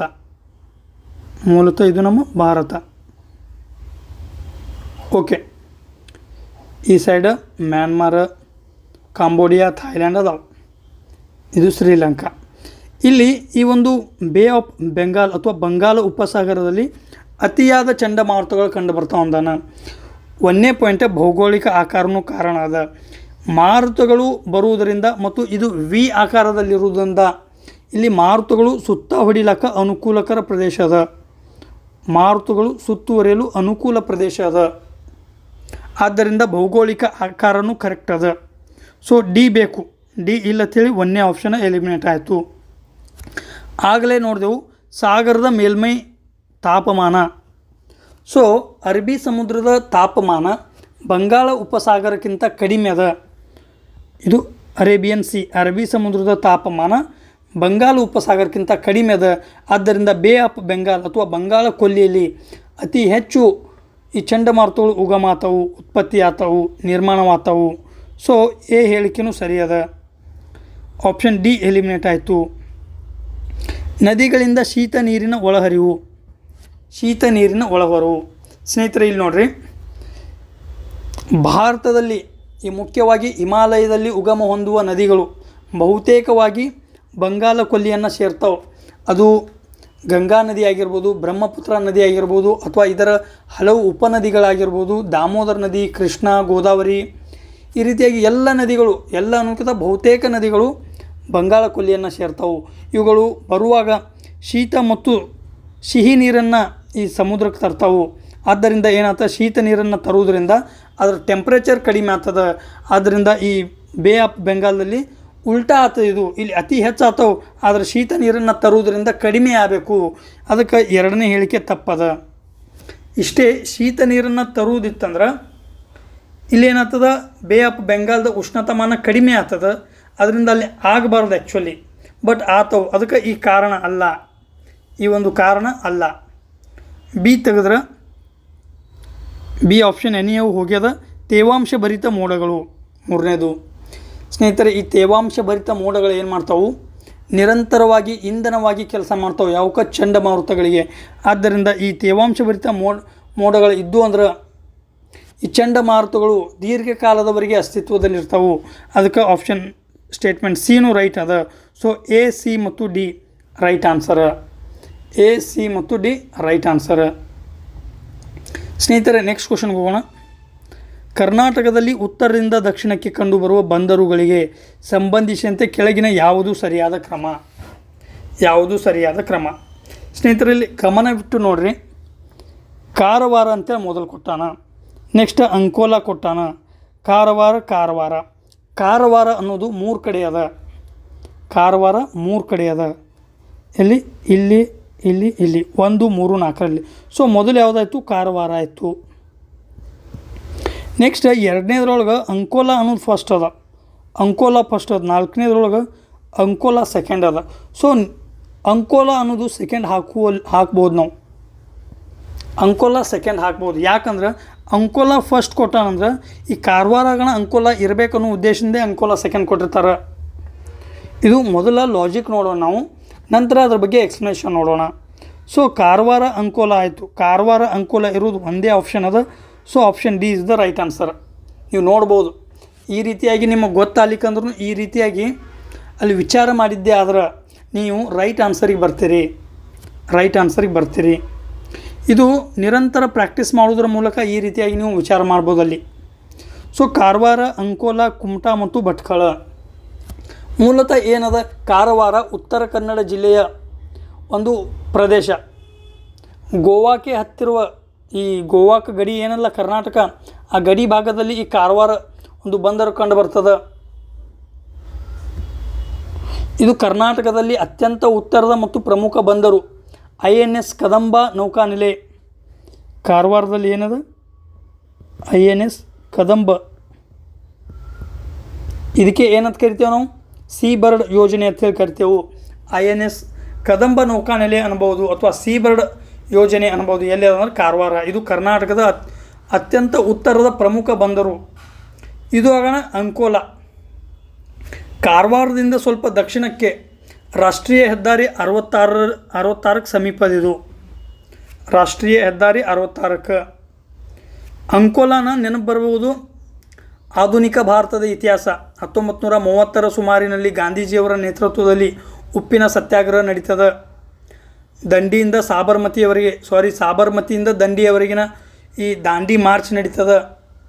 ಆ ಸಂದರ್ಭದಲ್ಲಿ ಕರ್ನಾಟಕದಲ್ಲಿ ಎಲ್ಲಿ ದಂಡಿ ಇದು ನಡೆದಿತ್ತು ಅಥವಾ ಉಪ್ಪಿನ ಸತ್ಯಾಗ್ರಹ ನಡೆದಿತ್ತು ಅಂದ್ರೆ ಅದು ಅಂಕೋಲಾದಲ್ಲಿ. ಯಾರ ನೇತೃತ್ವದಲ್ಲಿ ನಡೆದಿತ್ತು ಅನ್ನೋದು ಕಮೆಂಟ್ ಮಾಡಿ ಹಾಕ್ರಿ.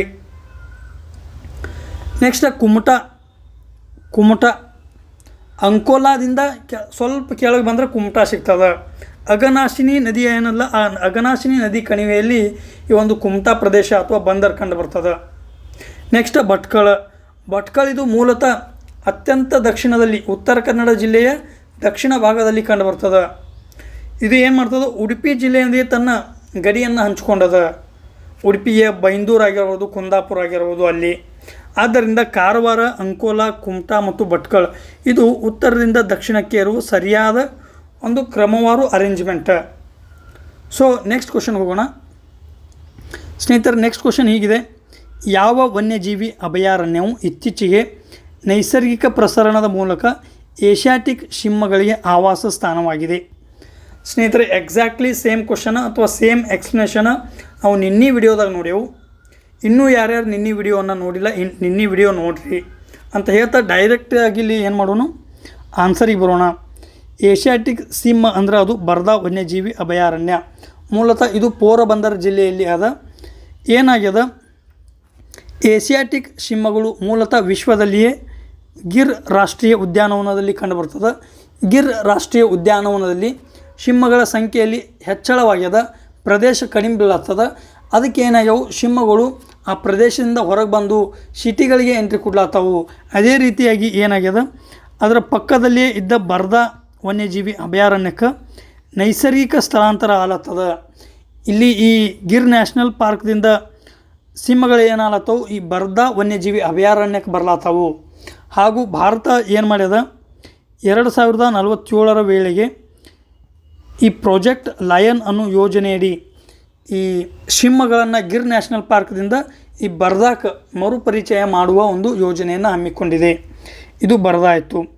ಗಾಂಧಿ ಸಾಗರ ಇಲ್ಲಿ ಚೀತಾದ 2ನೇ ವಾಸಸ್ಥಾನ. ಇದು 1ನೇ ವಾಸಸ್ಥಾನ ಕೋನೋದಿಂದ ನಂತರ ಎಲ್ಲಿಗೆ ಇಂಟ್ರಡ್ಯೂಸ್ ಮಾಡೋರ್ದಾರಂದ್ರೆ ಗಾಂಧಿ ಸಾಗರ, ಕೋನೋ ಇದು 1ನೇ ಚೀತಾದ ಆವಾಸ ಸ್ಥಾನ. ಬನ್ನಿ ಹುಲ್ಲುಗಾವಲು ಎಲ್ಲಿ ಅದಂದರೆ ಇದು ರನ್ ಆಫ್ ಕಚ್ ಪ್ರದೇಶದಲ್ಲಿ ಕಂಡುಬರ್ತದೆ. ರನ್ ಆಫ್ ಕಚ್ ಪ್ರದೇಶದಲ್ಲಿ ಕಂಡುಬರ್ತದೆ. ಇಲ್ಲಿ ಯಾವ ಪ್ರಾಣಿ ಅತಿ ಪ್ರಮುಖವಾದದಂದರೆ ಅದು ಕರೈ ಕ್ಯಾಮಲ್, ಕರೈ ಒಂಟೆ. ಸ್ನೇಹಿತರೆ, ಈ ಕರೈ ಒಂಟೆಯ ಪ್ರಶ್ನೆ ಬಂದದ. ಕರೈ ಒಂಟೆ ಈಜಾಡಲು ಫೇಮಸ್ ಅದ. ನಿರಂತರವಾಗಿ ಈಜುವ ಮತ್ತು ಉಪ್ಪು ನೀರಿನಲ್ಲಿ ಕಂಡುಬರುವ ಏಕೈಕ ಒಂಟೆ ಯಾವುದು ಅಂದ್ರೆ ಅದು ಕರೈ ಒಂಟೆ. ಮೂಲತಃ ಮ್ಯಾಂಗ್ರೂವ್ನ ಮೇಲೆ ಅವಲಂಬಿಸಿರ್ತದೆ ಇದು ಊಟಕ್ಕಾಗಿ ಅಥವಾ ಆಹಾರಕ್ಕಾಗಿ. ಇದಷ್ಟು 9ನೇ ಪ್ರಶ್ನೆ. ಸೊ ನೆಕ್ಸ್ಟ್ ಪ್ರಶ್ನೆಗೆ ಹೋಗೋಣ. ಈ ಕೆಳಗಿನ ಕರ್ನಾಟಕದಲ್ಲಿನ ಸಂರಕ್ಷಣಾ ಪ್ರದೇಶಗಳನ್ನು ಪರಿಗಣಿಸಿ. ಬಂಡೀಪುರ, ಅನ್ಸಿ, ಭದ್ರಾ, ಬನ್ನೇರುಘಟ್ಟ, ಕಾಳಿ, ನಾಗರಹೊಳೆ. ಮೇಲಿನ ಯಾವುವು ಹುಲಿ ಸಂರಕ್ಷಣಾ ವಲಯಗಳು? ಸ್ನೇಹಿತರೆ, ನೆನಪಿಡಬಹುದು ಇಲ್ಲಿ ಮುಖ್ಯವಾಗಿ ಮೂಲತಃ ಕರ್ನಾಟಕದಲ್ಲಿ 5 ಹುಲಿ ಸಂರಕ್ಷಣಾ ತಾಣಗಳಿವೆ. ಬನ್ನೇರುಘಟ್ಟ ಎಂಬುದು ಕೇವಲ ರಾಷ್ಟ್ರೀಯ ಉದ್ಯಾನ, ಇದು ಹುಲಿ ಸಂರಕ್ಷಣಾ ತಾಣವಲ್ಲ. ಆದ್ದರಿಂದ ಈ ಡಿ ಅನ್ನೋ ಆಪ್ಷನನ್ನು ತೆಗೆದ್ರಂದ್ರೆ ನೇರವಾಗಿ ಆನ್ಸರ್ಗೆ ಬರ್ತೀರಿ. ನೀವು ಡಿ ಆಪ್ಷನನ್ನು ತೆಗೆದ್ರಂದ್ರೆ ನೇರವಾಗಿ ಆನ್ಸರ್ಗೆ ಬರ್ತೀರಿ. ಸೊ ಈ ಬನ್ನೇರುಘಟ್ಟ ಈ ಬೆಂಗಳೂರ ಗ್ರಾಮಾಂತರ ಪ್ರದೇಶಗಳಲ್ಲಿ ಕಂಡುಬರುವ ಈ ಒಂದು ಬನ್ನೇರುಘಟ್ಟ ರಾಷ್ಟ್ರೀಯ ಉದ್ಯಾನವನ ಮಾತ್ರ ಅದ. ಇದು ಟೈಗರ್ ರಿಸರ್ವ್ ಅಥವಾ ಹುಲಿ ಸಂರಕ್ಷಣಾ ತಾಣವಲ್ಲ. ಉಳಿದಿದ್ದು ಯಾವುವು? ಬಂಡೀಪುರ, ನಾಗರಹೊಳೆ, ಕಾಳಿ ಮತ್ತು ಭದ್ರಾ. ಈ ಕೊಟ್ಟ ಒಂದು ಆರು ಒಂದು ಸಂರಕ್ಷಿತ ಪ್ರದೇಶಗಳಲ್ಲಿ 4 ಸಂರಕ್ಷಿತ ಪ್ರದೇಶ ಏನದಾವಲು ಟೈಗರ್ ರಿಸರ್ವ್ ಹುಲಿ ಸಂರಕ್ಷಣಾ ತಾಣ ಅಂತ ಗುರುತಿಸ್ಯಾರ. ಅನ್ಸಿ ಇದು ಅಲ್ಲ, ಅನ್ಸಿ ಅಲ್ಲ. ಸ್ನೇಹಿತರೆ, ಇಲ್ಲಿ ಗಮನಿಸಬೇಕು, ಉತ್ತರ ಕನ್ನಡ ಜಿಲ್ಲೆಯಲ್ಲಿ ದಾಂಡೇಲಿ ಏನು ದಾಂಡೇಲಿಗೆ ಹೋಗೋಣಂತಾರಲ್ಲ, ಆ ದಾಂಡೇಲಿ ವನ್ಯಜೀವಿ ಧಾಮ ಅದ. ಈಗ ಏನು ಮಾಡ್ಯಾರ, ಈ ದಾಂಡೇಲಿ ವನ್ಯಜೀವಿ ಧಾಮ ಮತ್ತು ಈ ಅಣಸಿ ರಾಷ್ಟ್ರೀಯ ಉದ್ಯಾನವನ ಯಾವ್ಯಾವು? ದಾಂಡೇಲಿ ವನ್ಯಜೀವಿ ಧಾಮ ಮತ್ತು ಅಣಸಿ ರಾಷ್ಟ್ರೀಯ ಉದ್ಯಾನವನವನ್ನು ಮರ್ಜ್ ಮಾಡಿ ಅಥವಾ ವಿಲೀನಗೊಳಿಸಿ ಏನು ಮಾಡ್ಯಾರ, ಕಾಳಿ ಟೈಗರ್ ರಿಸರ್ವ್, ಕಾಳಿ ಹುಲಿ ಸಂರಕ್ಷಣಾ ತಾಣ ಅಂಥೇಳಿ ಡಿಕ್ಲೇರ್ ಮಾಡ್ಯಾರ. ಸೊ ಅಣಸಿ ಪ್ರತ್ಯೇಕವಾಗಿ ಒಂದು ಹುಲಿ ಸಂರಕ್ಷಣಾ ತಾಣವಲ್ಲ. ಅಣಸಿ ಮತ್ತು ದಾಂಡೇಲಿ ಎರಡನ್ನು ಸೇರಿಸಿ ಕಾಳಿ ಅನ್ನೋದು ಹುಲಿ ಸಂರಕ್ಷಣಾ ತಾಣ. ಸೊ ಅಣಸಿ ಎಲಿಮಿನೇಟ್ ಆಗ್ತದೆ. ಒಟ್ಟಿನಲ್ಲಿ ಬಂಡೀಪುರ, ಭದ್ರಾ, ಕಾಳಿ, ನಾಗರಹೊಳೆ ಇವು ಏನದಾವು ಟೈಗರ್ ರಿಸರ್ವ್ ಅದಾವು. ಇನ್ನೊಂದು ಯಾವುದು ಅಂದರೆ ಕರ್ನಾಟಕದಲ್ಲಿ Biligiri Ranganatha Swamy temple tiger reserve, Biligiri Ranganatha Swamy ದೇವಾಲಯ ಈ ಒಂದು ಹುಲಿ ಸಂರಕ್ಷಣಾ ತಾಣ. ಈ ರೀತಿಯಾಗಿ ಕರ್ನಾಟಕದಲ್ಲಿ 5. ಇನ್ನೊಮ್ಮೆ ಹೇಳೋದಾದ್ರೆ ಬಂಡೀಪುರ, ಭದ್ರಾ, ನಾಗರಹೊಳೆ, ಬಿಳಿಗಿರಿ ರಂಗನಾಥ ಸ್ವಾಮಿ ದೇವಾಲಯ ಮತ್ತು ಕಾಳಿ ಯಾವ ರಾಜ್ಯದಲ್ಲಿ ಅದಾವ ಅಂತ ಕೇಳ್ಬೋದು. ಬಂಡೀಪುರ ಯಾವ ರಾಜ್ಯದಲ್ಲಿ? ಚಾಮರಾಜನಗರ ಜಿಲ್ಲೆ. ಸಾರಿ ಯಾವ ಜಿಲ್ಲೆಯಲ್ಲಿ ಬರ್ತಾವ ಅಂತ ಕೇಳ್ಬೋದು. ಸೊ ಬಂಡೀಪುರ ಯಾವ ಜಿಲ್ಲೆ? ಚಾಮರಾಜನಗರ. ಭದ್ರಾ ಯಾವ ಜಿಲ್ಲೆ? ಚಿಕ್ಕಮಗಳೂರು ಅಥವಾ ಶಿವಮೊಗ್ಗ ಜಿಲ್ಲೆಯಲ್ಲಿ ಬರ್ತದೆ, ಬಾರ್ಡರ್ ಶೇರ್ ಆಗ್ಯದ. ನಾಗರಹೊಳೆಯಲ್ಲಿ ಮೈಸೂರು ಮತ್ತು ಕೊಡಗು. ಬಿಳಿಗಿರಿ ರಂಗನಾಥ ಸ್ವಾಮಿ ದೇವಾಲಯ ಅರಣ್ಯ ಎಲ್ಲಿ ಬರ್ತದೆ? ಚಾಮರಾಜನಗರ. ಕಾಳಿ ಹುಲಿ ಮೀಸಲು ಪ್ರದೇಶ ಎಲ್ಲಿ ಬರ್ತದೆ? ಉತ್ತರ ಕನ್ನಡ. ಈ ರೀತಿಯಾಗಿ 4 ಅದು. 5 ನ್ಯಾಷನಲ್ ಪಾರ್ಕ್ ಕರ್ನಾಟಕದಲ್ಲಿ ಅದಾವ ಅಂತ ಹೇಳೋದು ಯಾವ ಅಂಥೇಳಿ ನಿನ್ನೆ ವಿಡಿಯೋದಾಗ ಡಿಸ್ಕಸ್ ಮಾಡೇವು, ಈಗ ಬರಲ್ಲ ಅದಕ್ಕೆ. ಸೊ ಈಗ ಹುಲಿ ಸಂರಕ್ಷಣಾ ತಾಣ ಬಗ್ಗೆ ನೋಡ್ಲತ್ತೇವು. ಇಲ್ಲಿ ಹುಲಿ ಸಂರಕ್ಷಣಾ ಪ್ರಾಧಿಕಾರ NTCR national tiger conservation authority NTCA ಇದು ಮೂಲತಃ ಶಾಸನಬದ್ಧ ಸಂಸ್ಥೆ. 2005ರಲ್ಲಿ ಸ್ಥಾಪನೆಯಾಯಿತು. ಯಾವ ಕಾಯ್ದೆ? ಶಾಸನಬದ್ಧ ಸಂಸ್ಥೆ ಅಂದರೆ ಕಾಯ್ದೆ ಬೇಕಲ್ಲ, ಯಾವ ಕಾಯ್ದೆ? ವನ್ಯಜೀವಿ ಸಂರಕ್ಷಣಾ ಕಾಯ್ದೆ 1972. ವನ್ಯಜೀವಿ ಸಂರಕ್ಷಣಾ ಕಾಯ್ದೆ 1972ರ ಅನ್ವಯ ಈ ರಾಷ್ಟ್ರೀಯ ಹುಲಿ ಸಂರಕ್ಷಣಾ ಪ್ರಾಧಿಕಾರವನ್ನು ಸ್ಥಾಪನೆ ಮಾಡಲಾಯಿತು. ಇದೇ ಏನು ಮಾಡ್ತದೆ, ಪ್ರತಿಯೊಂದು ಹುಲಿ ಸಂರಕ್ಷಣಾ ಪ್ರದೇಶಗಳನ್ನು ಡಿಸೈಡ್ ಮಾಡ್ತದೆ. ಅದರ ಪ್ರದೇಶಗಳನ್ನು ಹೆಚ್ಚು ಕಡಿಮೆ ಮಾಡುವ ಜವಾಬ್ದಾರಿ NTCA ಅದ. ಈ NTCA ಏನು ಮಾಡ್ತದೆ, ಹುಲಿ ಜನಗಣತಿಯನ್ನು ಮಾಡ್ತದೆ ಪ್ರತಿ 4 ವರ್ಷಕ್ಕೊಮ್ಮೆ. ಅತಿ ಹೆಚ್ಚು ಹುಲಿಗಳಿರುವ ರಾಜ್ಯ ಯಾವುದು ಅಂದರೆ ಅದು ಮಧ್ಯಪ್ರದೇಶ. 2022ರಲ್ಲಿ ಹುಲಿ ಜನಗಣತಿ ಆಗ್ಯದ. ಅದರ ಪ್ರಕಾರ 3687 ಹುಲಿಗಳು ಕಂಡುಬರ್ತಾವೆ ಭಾರತದಲ್ಲಿ. ಅತಿ ಹೆಚ್ಚು ಎಲ್ಲೆಂದು ಮಧ್ಯಪ್ರದೇಶ, ನೆಕ್ಸ್ಟ್ ಕರ್ನಾಟಕ, ನೆಕ್ಸ್ಟ್ ಉತ್ತರಾಖಂಡ. ಈ ರೀತಿ 3 ರಾಜ್ಯಗಳಲ್ಲಿ ಅತಿ ಹೆಚ್ಚು ಹುಲಿಗಳು ಕಂಡುಬರ್ತಾವೆ. ಅತಿ ಹೆಚ್ಚು ಹುಲಿ ಸಾಂದ್ರತೆ ಹೊಂದಿದ ರಾಷ್ಟ್ರೀಯ ಉದ್ಯಾನ ಯಾವುದು ಅಂದ್ರೆ ಅದು ಜಿಮ್ ಕಾರ್ಬೆಟ್, ಉತ್ತರಾಖಂಡ. 1973ರಲ್ಲಿ ಪ್ರಾಜೆಕ್ಟ್ ಟೈಗರ್ ಅನ್ನೋ ಯೋಜನೆಯನ್ನು ಆರಂಭ ಮಾಡಲಾಯಿತು. ಮೊದಲ ಟೈಗರ್ ರಿಸರ್ವ್ ಯಾವುದಂತ ಕೇಳ್ತಾರೆ, ಅದು ಜಿಮ್ ಕಾರ್ಬೆಟ್. ಅತಿ ದೊಡ್ಡ ಟೈಗರ್ ರಿಸರ್ವ್, ಅತಿ ದೊಡ್ಡ ಹುಲಿ ಸಂರಕ್ಷಣಾ ತಾಣ ಯಾವುದಂತ ಕೇಳ್ತಾರೆ, ಅದು ಯಾವುದಂದ್ರೆ ನಾಗಾರ್ಜುನ ಸಾಗರ ಶ್ರೀಶೈಲಮ್ಮ. ಅತಿ ಚಿಕ್ಕ ಹುಲಿ ರಿಸರ್ವ್ ಯಾವುದು ಅಂತ ಕೇಳ್ತಾರೆ, ಅದು ಬೋರ್ ಹುಲಿ ಸಂರಕ್ಷಣಾ ತಾಣ ಮಹಾರಾಷ್ಟ್ರ. ಇಲ್ಲಿ ಗಮನ ಇಡಬೇಕು, ಇತ್ತೀಚೆಗೆ 58ನೇ ಟೈಗರ್ ರಿಸರ್ವ್ ಯಾವುದಂತ ಕೇಳೋಣ. ನೆಕ್ಸ್ಟ್ ಬರ್ತಾ ಅದು 58ನೇ ಹುಲಿ ಸಂರಕ್ಷಣಾ ತಾಣ ಮಾಧವ ಮೂಲತಃ ಮಧ್ಯಪ್ರದೇಶದಲ್ಲಿ ಕಂಡು ಬರ್ತದೆ. ಇದು ಕೂಡ ಅತಿ ಚಿಕ್ಕದೇ ಅದ. ಈ ಎರಡೂಗಳಲ್ಲಿ ಯಾವುದು ಆನ್ಸರ್ ಬರ್ತಾನೋ ನೋಡೋದು. ಸೊ ಅತಿ ದೊಡ್ಡ ನೋಡಿದೆವು, ಅತಿ ಚಿಕ್ಕ ನೋಡಿದೆವು, ಈ ಹುಲಿ ಸಂರಕ್ಷಣಾ ಯೋಜನೆ ಬಗ್ಗೆ ನೋಡಿದೆವು. ಇದಷ್ಟು 10ನೇ ಪ್ರಶ್ನೆ. ನೆಕ್ಸ್ಟ್ ಕ್ವಶನ್ಗೆ ಹೋಗೋಣ. ಭಾರತ ಸಂವಿಧಾನದಲ್ಲಿನ ನ್ಯಾಯಮಂಡಳಿಗಳಿಗೆ ಸಂಬಂಧಿಸಿದಂತೆ ಕೆಳಗಿನ ಹೇಳಿಕೆಗಳನ್ನು ಓದಿ. ಮೂಲ ಸಂವಿಧಾನವು ನ್ಯಾಯಮಂಡಳಿಗಳ ಸ್ಥಾಪನೆಗೆ ಅವಕಾಶ ನೀಡುತ್ತದೆ. ಸ್ನೇಹಿತರೆ, ಎಕ್ಸಾಕ್ಟ್ ಉಲ್ಟಾ ಕೊಡ್ತಾರೆ. ಏನಂತ ಕೊಡ್ತಾರೆ, ಇದು ನೆಗೆಟಿವ್ ಮಾಡ್ಯಾನ. ಮೂಲ ಸಂವಿಧಾನವು ನ್ಯಾಯಮಂಡಳಿಗಳ ಸ್ಥಾಪನೆಗೆ ಅವಕಾಶ ನೀಡುತ್ತದೆ. ಮೊದಲ ಎಲ್ಲ ಸ್ಟೇಟ್ಮೆಂಟ್ಸ್ಗಳನ್ನು ಓದೋಣ. ಭಾಗ 14A ನ್ಯಾಯಮಂಡಳಿಗಳ ಸ್ಥಾಪನೆಗೆ ಪ್ರಸ್ತಾವವಿದೆ. 323A ಮತ್ತು 323B ವಿಧಿಗಳು ನ್ಯಾಯಮಂಡಳಿಗಳಿಗೆ ಸಂಬಂಧಿಸಿವೆ. ಆಡಳಿತಾತ್ಮಕ ನ್ಯಾಯಮಂಡಳಿಗಳ ಕಾಯ್ದೆಯನ್ನು ಸಂಸತ್ತು 1985ರಲ್ಲಿ ಅಂಗೀಕರಿಸಿದೆ. ಸೊ ಸ್ನೇಹಿತರೆ, ಮೊದಲ ಹೇಳಿಕೆ ಕಡೆ ಬಗ್ಗೆ ಬರ್ರಿ. ಈಗ ಮೂಲ ಸಂವಿಧಾನ ಅಂದಾನ. ಮೂಲ ಸಂವಿಧಾನ ಅಂದ್ರೆ ಎ ಭಾಗ ಅಂದಾನ. ಮೂಲ ಸಂವಿಧಾನದ ಯಾವುದೇ ಭಾಗಗಳಲ್ಲಿ ಎ ಬಿ ಹಿಂಗೆ ಸಫಿಕ್ಸ್ ಎಲ್ಲಿ ಆ್ಯಡ್ ಆಗಲ್ಲ. ಯಾವುದೇ ಭಾಗಕ್ಕೆ ಸಫಿಕ್ಸ್ ಬಂತಂದ್ರೆ ಅದು ಮೂಲ ಸಂವಿಧಾನದಲ್ಲ, ತಿದ್ದುಪಡಿ ಮೂಲಕ ಅದನ್ನು ಸಂವಿಧಾನಕ್ಕೆ ಸೇರ್ಪಡೆ ಮಾಡಲಾಗಿದೆ ಅಂತೇಳಿ ನೆನಪಿಡಬೇಕು. ಎರಡನೇ ಸ್ಟೇಟ್ಮೆಂಟ್ ಏನತ್ತಾನ, ಎ ಭಾಗ ತಾನ ಅಂದ್ರೆ ಭಾಗ 14A ಅಂದಾನ. ಎ ಅಂದರೆ ಇದು ಸೇರ್ಪಡೆ ಮಾಡಲಾದ ಒಂದು ಪ್ರಾವಧಾನ ಅಥವಾ ಭಾಗ. ಆದ್ದರಿಂದ ಇದು ಮೂಲ ಸಂವಿಧಾನ ಅನ್ನೋದು ತಪ್ಪಾಗ್ತದೆ. ಸೊ ಹೇಳಿಕೆ 1 ತಪ್ಪ, ಹೇಳಿಕೆ ಎ ತಪ್ಪ. ಎ ತಪ್ಪ ಅಂದ್ರೆ ಇದು ಹೋಯ್ತು. ಸೊ ಆಪ್ಷನ್ ಎ ಹೋಯ್ತು. ಎರಡನೇ ಹೇಳಿಕೆ ಅನ್ನೋದು ಭಾಗ 14A ನ್ಯಾಯಮಂಡಳಿಗಳ ಪ್ರಸ್ತಾವವಿದೆ. ಸ್ನೇಹಿತರೆ, ನಾವು ಕಳೆದ ಹಿಂದಿನ ವಿಡಿಯೋಗಳಲ್ಲಿ ಎಲ್ಲ ಭಾಗಗಳನ್ನು ವಿವರವಾಗಿ ನೋಡೆವು. ಯಾವ ಭಾಗ ಏನು ಹೇಳ್ತದೆ, 14ನೇ ಭಾಗ ಏನು ಹೇಳ್ತದೆ, 14A ಏನು ಹೇಳ್ತದೆ, 15ನೇ ಭಾಗ ಏನು ಹೇಳ್ತದೆ ಅಂತೇಳಿ ನೋಡೆವು. ಸೊ 14A ಭಾಗ ಏನದ, ನ್ಯಾಯಮಂಡಳಿಗಳ ಬಗ್ಗೆ ಪ್ರಸ್ತಾವ ಮಾಡ್ತದೆ. ನ್ಯಾಯಮಂಡಳಿಗಳ ಬಗ್ಗೆ ಪ್ರಸ್ತಾವ ಮಾಡ್ತದೆ. ಸೊ ಬಿ ಹೇಳಿಕೆ ಸರಿಯದ.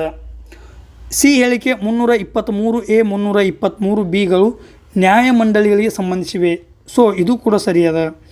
ಬಿ ಸಿ ಎರಡೂ ಸರಿಯದ ಅಂದರೆ ಬಿ ಸಿ.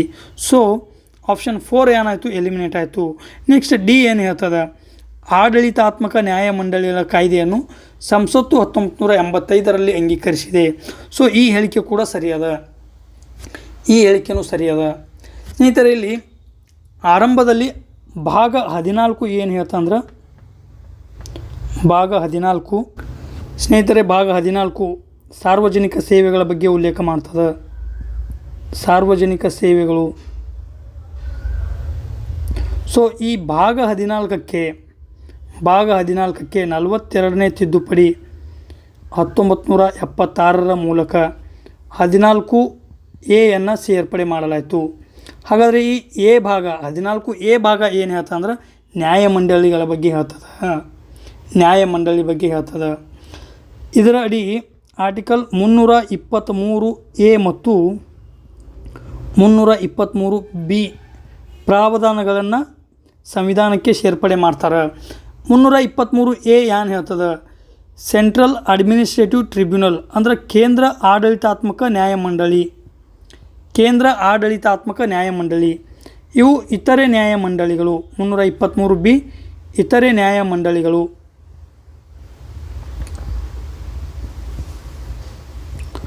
ಸೊ ಈ ಕೇಂದ್ರ ಆಡಳಿತಾತ್ಮಕ ನ್ಯಾಯಮಂಡಳಿಗಳನ್ನು ರಚಿಸುವ ಜವಾಬ್ದಾರಿ ಆಗಿರ್ಬೋದು ಅಥವಾ ಅಧಿಕಾರ ಕೇವಲ ಸಂಸತ್ತಿಗಿದೆ. ಇಲ್ಲಿ ನೆನಪಿಡಬೇಕು, ನಾ ಯಾವ ಶಬ್ದನ ಬಳಸ್ಲತ್ತೀನಿ, ಕೇವಲ ಸಂಸತ್ತಿಗೆ ಅಧಿಕಾರ ಅದ. ಕೇಂದ್ರ ಆಡಳಿತಾತ್ಮಕ ನ್ಯಾಯಮಂಡಳಿಗಳನ್ನು ರಚಿಸುವ ಜವಾಬ್ದಾರಿ ಅಧಿಕಾರ ಕೇವಲ ಸಂಸತ್ತಿಗೆ ಮಾತ್ರ ಅದ. ಇಲ್ಲಿ 323 ಅಡಿ ಇತರ ಯಾವುದೇ ನ್ಯಾಯಮಂಡಳಿಗಳನ್ನು ರಚನೆ ಮಾಡುವ ಸ್ಥಾಪನೆ ಮಾಡುವ ಅಧಿಕಾರ ಕೇಂದ್ರ ಮತ್ತು ರಾಜ್ಯಕ್ಕೆ ಎರಡಕ್ಕೂ ಅದ.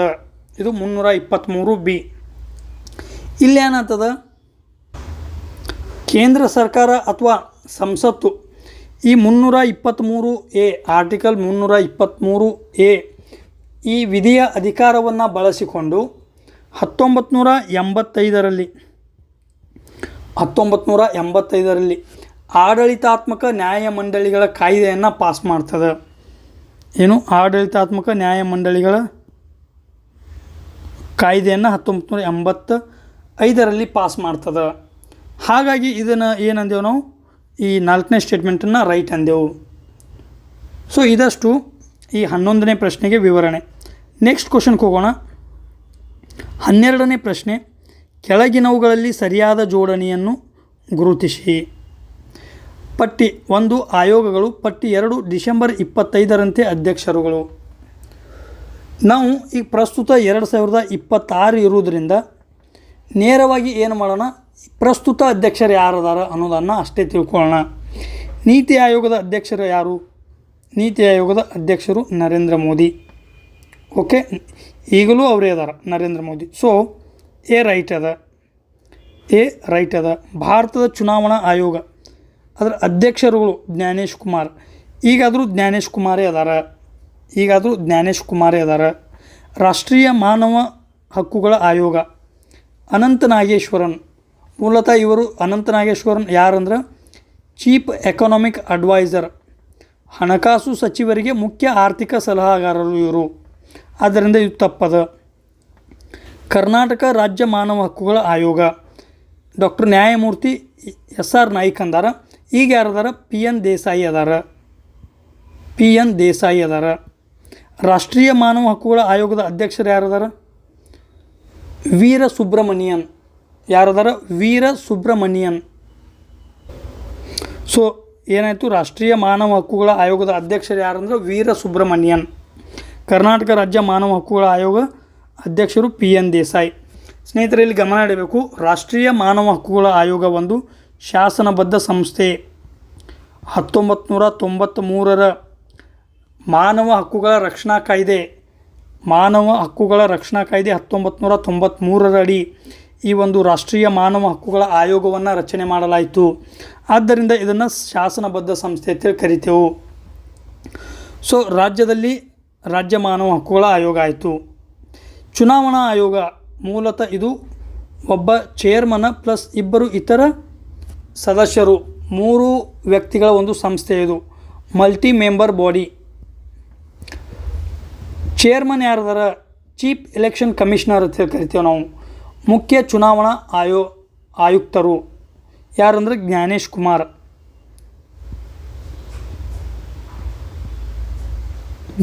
ಕುಮಾರ್. ಹಾಗಾದರೆ ಇತರ 2 ಸದಸ್ಯರು ಯಾರು? ಸುಖ್ಬೀರ್ ಸಿಂಗ್ ಸಂಧು,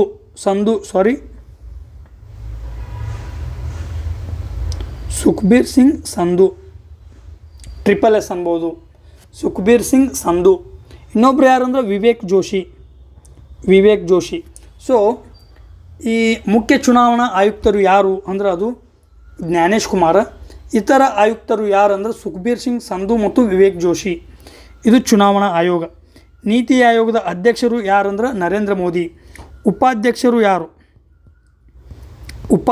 ಯಾರಂದ್ರೆ ಅಶೋಕ್ ಕುಮಾರ್ ಲಹರಿ. ನೀತಿ ಆಯೋಗದ ಉಪಾಧ್ಯಕ್ಷರು ಯಾರಂದ್ರೆ ಅಶೋಕ್ ಕುಮಾರ್ ಲಹರಿ. CEO ಯಾರು? ನಿಧಿ ಚಿಬ್ಬರ್ ಅವರು ನೀತಿ ಆಯೋಗದ ಪ್ರಸ್ತುತ CEO ಆಗಿದ್ದಾರೆ. ಇದಷ್ಟು ಈ 12ನೇ ಪ್ರಶ್ನೆ. ನೆಕ್ಸ್ಟ್ 13ನೇ ಪ್ರಶ್ನೆಗೆ ಹೋಗೋಣ. ಸರಿಯಾದ ಜೋಡಣೆಯನ್ನು ಗುರುತಿಸಿ. ಈ 12ನೇ ಪ್ರಶ್ನೆಗೆ ಉತ್ತರವನ್ನು ನೋಡಲಿಲ್ಲ, ಯಾಕಂದರೆ ಇದು 2025ನೇ ಸಾಲಿನ ಪ್ರಚಲಿತ ವಿದ್ಯಮಾನವಾಗಿತ್ತು. ಈ ನಾವೇನು ಮಾಡಿದೆವು, 26ನೇ ಸಾಲಿಗೆ ತಕ್ಕಂತೆ ಅದನ್ನು ಏನು ಮಾಡಿದೆವು, ಮಾಡಿಫೈ ಮಾಡಿದೆವು, ಚೇಂಜ್ ಮಾಡ್ಕೊಂಡೆವು. ಅದಕ್ಕೆ ಆನ್ಸರ್ ಈಗ ಅಪ್ರಸ್ತುತ ಅನ್ನಿಸ್ತದೆ. 13ನೇ ಪ್ರಶ್ನೆ, ಸರಿಯಾದ ಜೋಡಣೆಯನ್ನು ಗುರುತಿಸಿ ಅಂದಾರ. ಅಂತಾರಾಜ್ಯ ಜಲ ವಿವಾದಗಳು ಮತ್ತು ಆ ಜಲ ವಿವಾದಗಳಿಗೆ ಸಂಬಂಧಿಸಿದ ರಾಜ್ಯಗಳು. ಸೊ ಕೃಷ್ಣಾ ಜಲ ವಿವಾದ ನ್ಯಾಯಮಂಡಳಿ, ಕಾವೇರಿ ಜಲ ವಿವಾದದ ನ್ಯಾಯಮಂಡಳಿ, ಗೋದಾವರಿ ಜಲ ವಿವಾದದ ನ್ಯಾಯಮಂಡಳಿ, ಮಹದಾಯಿ ಜಲ ವಿವಾದದ ನ್ಯಾಯಮಂಡಳಿ. ಮುಂದೆ ಯಾವ ರಾಜ್ಯಗಳ ನಡುವೆ ಆ ನದಿಗೆ ಸಂಬಂಧಿಸಿದಂತೆ ಜಲ ವಿವಾದ ಅದ ಅಂತೇಳಿ ಕೊಟ್ಟಾನ. ಸ್ನೇಹಿತರೆ, ಕೃಷ್ಣಾ ಜಲ ವಿವಾದದಲ್ಲಿ ಕರ್ನಾಟಕ, ತೆಲಂಗಾಣ, ತಮಿಳುನಾಡು ಅಂತೇಳಿ ಕೊಟ್ಟಾನ. ಕಾವೇರಿಯಲ್ಲಿ ಕರ್ನಾಟಕ, ಕೇರಳ, ತಮಿಳುನಾಡು, ಪುದುಚೇರಿ. ಗೋದಾವರಿಯಲ್ಲಿ ಮಹಾರಾಷ್ಟ್ರ, ಕರ್ನಾಟಕ, ಗೋವಾ ಅಂತ ಕೊಟ್ಟಾನ. ಮಹದಾಯಿ ಜಲ ವಿವಾದದಲ್ಲಿ ಗೋವಾ, ಕರ್ನಾಟಕ, ಮಹಾರಾಷ್ಟ್ರ ಅಂತೇಳಿ ಕೊಟ್ಟಾನ. ಸ್ನೇಹಿತರೆ, ಇದರಲ್ಲಿ ಈ ಕಾವೇರಿ ನದಿ ಮತ್ತು ಮಹದಾಯಿ ನದಿ ಎರಡು ನಮ್ಗೆ ಒಂದು ಪರಿಚಯ ಇದ್ದ ನದಿಗಳದಾವು. ಅವುಗಳ ಜಲ ವಿವಾದದ ಕುರಿತು ನಮ್ಗೆ ಗೊತ್ತದ. ಅವೆರಡನ್ನು ನೋಡೋಣ, ಆನ್ಸರ್ ಬರ್ತದೆ ನೋಡೋಣ. ಕಾವೇರಿ ನದಿ ಕರ್ನಾಟಕ, ಕೇರಳ, ತಮಿಳುನಾಡು ಮತ್ತು ಪುದುಚೇರಿ ಈ 4 ರಾಜ್ಯಗಳಲ್ಲಿ ತನ್ನ ಜಲಾನಯನ ಪ್ರದೇಶವನ್ನು ಹೊಂದಿದೆ. 4 ರಾಜ್ಯಗಳಲ್ಲಿ ಕಾವೇರಿ ನದಿ ಹರಿಯುವುದಿಲ್ಲ. ಮುಖ್ಯವಾಗಿ ಕರ್ನಾಟಕ ಮತ್ತು ತಮಿಳುನಾಡಿನ ಮೂಲಕ ಹರಿದು ಬಂಗಾಳ ಕೊಲ್ಲಿಯನ್ನು ಸೇರ್ತದೆ. ಆದ್ರೆ ಕಾವೇರಿ ನದಿಯು ಈ 4 ರಾಜ್ಯಗಳಲ್ಲಿ ಜಲಾನಯನ ಪ್ರದೇಶವನ್ನು ಹೊಂದಿದೆ. ಆದ್ದರಿಂದ ಈ ವಿವಾದದಲ್ಲಿ ಕರ್ನಾಟಕ, ಕೇರಳ, ತಮಿಳುನಾಡು ಮತ್ತು ಪುದುಚೇರಿ 4 ರಾಜ್ಯಗಳು ಉಪಸ್ಥಿತ ಅದಾವು. ಸೊ ಬಿ ಕರೆಕ್ಟ್ ಅದ. ಬಿ ಕರೆಕ್ಟ್ ಅದಂದ್ರೆ ಬಿ. ಸೊ ಆಪ್ಷನ್ 3 ಏನಾಗ್ತದೆ, ಎಲಿಮಿನೇಟ್ ಆಗ್ತದೆ. ಮಹದಾಯಿ ನದಿಯ ನಡುವೆ ಗೋವಾ ಆಗಿರ್ಬೋದು, ಕರ್ನಾಟಕ ಇವೆರಡರ ಮಧ್ಯೆ ನಿರಂತರ ಒಂದು ಸಂಘರ್ಷ ನಡೀತಾ ಬಂದದ. ಆದರೆ ಈ ಒಂದು ಜಲ ವಿವಾದ ನ್ಯಾಯಮಂಡಳಿಯಲ್ಲಿ ಗೋವಾ, ಕರ್ನಾಟಕ ಮತ್ತು ಮಹಾರಾಷ್ಟ್ರ ಈ 3 ರಾಜ್ಯಗಳದಾವು. ಸೊ ಡಿನೂ ಕರೆಕ್ಟ್ ಅದ. ಬಿ ಮತ್ತು ಡಿ ಎರಡು ಒಂದೇ ಆಪ್ಷನ್ ಅಂದ್ರೆ ಅದು 2ನೇ ಆಪ್ಷನ. ಸೊ 2ನೇ ಆಪ್ಷನ ರೈಟ್ ಅದ. ಸ್ನೇಹಿತರೆ, ಹಾಗಾದರೆ ಇಲ್ಲಿ ಭಾರತದಲ್ಲಿ 2 ಅಥವಾ 2ಕ್ಕಿಂತ ಹೆಚ್ಚು ರಾಜ್ಯಗಳ ನಡುವೆ ಈ ಜಲ ವಿವಾದ, ನದಿ ನೀರಿನ ಹಂಚಿಕೆಯ ಕುರಿತು ವಿವಾದ ಉಂಟಾದಲ್ಲಿ ಆ ವಿವಾದಗಳನ್ನು ಇತ್ಯರ್ಥ ಮಾಡುವ ಅಧಿಕಾರ ಸಂಸತ್ತಿಗದ. ವಿವಾದ ಇತ್ಯರ್ಥದ ಅಧಿಕಾರ ಸಂಸತ್ತಿಗದ. ಇಲ್ಲಿ ಈ ಒಂದು ವಿವಾದದ ಭಾಗವಾಗಿರುವ ಯಾವುದೇ ರಾಜ್ಯ ನೇರವಾಗಿ ನ್ಯಾಯಾಲಯಕ್ಕೆ ಪ್ರವೇಶಿಸುವಂತಿಲ್ಲ. ನ್ಯಾಯಾಲಯ ಈ ಜಲ ವಿವಾದದ ಮೇಲೆ ಯಾವುದೇ ಅಧಿಕಾರವನ್ನು ಹೊಂದಿಲ್ಲ, ಅಧಿಕಾರ ವ್ಯಾಪ್ತಿಯನ್ನು ಹೊಂದಿಲ್ಲ. ಯಾವುದು ಹೊಂದ್ಯದಂದ್ರೆ ಸಂಸತ್ತು ಹೊಂದ್ಯದ.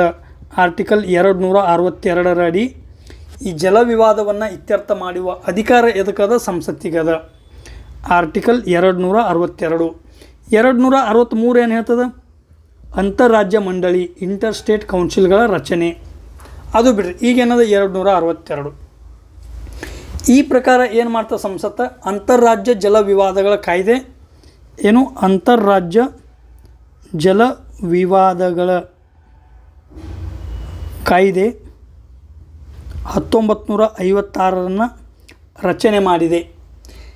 ಈ 2 ಅಥವಾ 2ಕ್ಕಿಂತ ಹೆಚ್ಚು ರಾಜ್ಯಗಳ ನಡುವಿನ ನದಿ ನೀರಿನ ಹಂಚಿಕೆ ಕುರಿತು ಉಂಟಾದ ಈ ವಿವಾದವನ್ನು ಪರಿಹರಿಸುವ ಒಂದು ದೃಷ್ಟಿಯಿಂದ ಸಂಸತ್ತು ಏನು ಮಾಡ್ತದೆ, 1956 ಅಂತಾರಾಜ್ಯ ಜಲ ವಿವಾದಗಳ ಕಾಯ್ದೆಯನ್ನು ಪರಿಚಯ ಮಾಡ್ತದೆ. ಅದ್ರ ಜೊತೆನೇ ಏನು ಮಾಡ್ತದೆ, ನದಿ ಮಂಡಳಿಗಳ ಕಾಯ್ದೆ. ಈ ಒಂದು ನದಿಯ ಕುರಿತು, ಆ ನದಿಯಲ್ಲಿ ಸ್ಟೇಕ್ಸನ್ನು ಹೊಂದಿರುವ, ಆ ನದಿಯಿಂದ ಲಾಭವನ್ನು ಪಡೆದುಕೊಳ್ಳುವ ಎಲ್ಲ ರಾಜ್ಯಗಳನ್ನು ಸೇರಿಸಿ ಒಂದು ನದಿ ಮಂಡಳಿಯನ್ನು ನೇಮಕ ಮಾಡ್ತದೆ. ಹಾಗಾಗಿ ನದಿ ಮಂಡಳಿಗಳ ಕಾಯ್ದೆಯನ್ನು ಕೂಡ 1956 ಸಂಸತ್ತು ರೂಪಿಸಿದೆ. ಹಾಗಾಗಿ ಪ್ರತಿಯೊಂದು ಜಲ ವಿವಾದವುಳ್ಳ ಈ ನದಿಗಳಿಗಾಗಿ ನ್ಯಾಯಮಂಡಳಿಗಳನ್ನು ರಚಿಸಲಾಗಿದೆ. ಯಾವ ನ್ಯಾಯಮಂಡಳಿಗಳಲ್ಲಿ ಯಾವ ರಾಜ್ಯ ಬರ್ತಾವಂದ್ರೆ, ಈಗ 2 ನೋಡಿದೆವು ನಾವು, ಕಾವೇರಿ ನೋಡಿದೆವು, ಮಹದಾಯಿ ನೋಡಿದೆವು. ಕಾವೇರಿಯಲ್ಲಿ ಕರ್ನಾಟಕ, ಕೇರಳ, ತಮಿಳುನಾಡು ಮತ್ತು ಪುದುಚೇರಿ ಬರ್ತಾವು. ಮಹದಾಯಿಯಲ್ಲಿ ಗೋವಾ, ಕರ್ನಾಟಕ, ಮಹಾರಾಷ್ಟ್ರ ಬರ್ತಾವು. ಗೋದಾವರಿಯಲ್ಲಿ ಯಾವ ಬರ್ತಾವು ಸ್ನೇಹಿತರೆ, ಗೋದಾವರಿ ದಕ್ಷಿಣದ ಗಂಗೆ ಅಂತೇಳಿ ಕರಿತೇವೆ. ದಕ್ಷಿಣ ಭಾರತದಲ್ಲಿ ಹರಿಯುವ ಅತಿ ಉದ್ದವಾದ ನದಿ ಗೋದಾವರಿ. ಮೂಲತಃ ಮಹಾರಾಷ್ಟ್ರದ ನಾಸಿಕ್ ಜಿಲ್ಲೆಯ ತ್ರಂಬಕೇಶ್ವರದಲ್ಲಿ ಉಗಮ ಹೊಂದಿ, ತ್ರಂಬಕೇಶ್ವರವು ಕೂಡ ಈ ಪಶ್ಚಿಮ ಘಟ್ಟದ ಭಾಗ, ತ್ರಂಬಕೇಶ್ವರದಲ್ಲಿ ಉಗಮ ಹೊಂದಿ ಮಹಾರಾಷ್ಟ್ರ ಆಗಿರ್ಬೋದು, ಆಂಧ್ರ ಪ್ರದೇಶ, ತೆಲಂಗಾಣದ ಮೂಲಕ ಬಂಗಾಳ ಕೊಲ್ಲಿಯನ್ನು ಸೇರ್ತದೆ. ಆದರೆ ಇದರ ವಿವಾದದಲ್ಲಿ ಈ ನದಿ ಮಂಡಳಿಯಲ್ಲಿ ಮಹಾರಾಷ್ಟ್ರ ಅದ, ಆಂಧ್ರ ಪ್ರದೇಶ ಅದ, ತೆಲಂಗಾಣ ಅದ, ಕರ್ನಾಟಕ ಅದ, ಮಧ್ಯಪ್ರದೇಶ ಮತ್ತು ಒಡಿಶಾ. ಈ ರೀತಿಯಾಗಿ ಗೋದಾವರಿ ನದಿ ವಿವಾದದಲ್ಲಿ 6 ರಾಜ್ಯಗಳು ಕಂಡುಬರ್ತಾವು. ಗೋದಾವರಿಯಲ್ಲಿ 6 ರಾಜ್ಯಗಳು, ಕಾವೇರಿಯಲ್ಲಿ 4 ರಾಜ್ಯಗಳು, ಮಹದಾಯಿಯಲ್ಲಿ 3 ರಾಜ್ಯಗಳು ಬರ್ತಾವತ್ತು ನೋಡಿದೆವು. ನೆಕ್ಸ್ಟ್ ಕೃಷ್ಣಾ ನದಿ ಜಲವಿವಾದ. ಕೃಷ್ಣಾ ನದಿ ಜಲವಿವಾದ ಅಂದರೆ ನಾವು ಮೂಲತಃ ಮಹಾರಾಷ್ಟ್ರ ಇರ್ಬೋದು, ಕರ್ನಾಟಕ ಇರ್ಬೋದು, ಭಾಳ ಆದರೆ ಆಂಧ್ರ ಇರ್ಬೋದು ಅಂತ ಅನ್ಕೋತೇವೆ. ಕರ್ನಾಟಕ, ಕೇರಳ ಇಲ್ಲ ಸ್ನೇಹಿತರೆ. ಕೃಷ್ಣಾದಲ್ಲಿ ಕರ್ನಾಟಕ, ಮಹಾರಾಷ್ಟ್ರ, ಆಂಧ್ರ ಪ್ರದೇಶ ಮತ್ತು ತೆಲಂಗಾಣ 4 ರಾಜ್ಯಗಳದಾವು. ಕೃಷ್ಣಾ ನದಿಯಲ್ಲಿ 4 ರಾಜ್ಯಗಳು: ಕರ್ನಾಟಕ, ಮಹಾರಾಷ್ಟ್ರ, ಆಂಧ್ರ ಪ್ರದೇಶ, ತೆಲಂಗಾಣ. ಮೂಲತಃ ಮಹಾರಾಷ್ಟ್ರದ ಮಹಾಬಳೇಶ್ವರದಲ್ಲಿ ಉಗಮ ಹೊಂದಿ ಬಂಗಾಳ ಕೊಲ್ಲಿಯನ್ನು ಸೇರ್ತಾ ಇದು.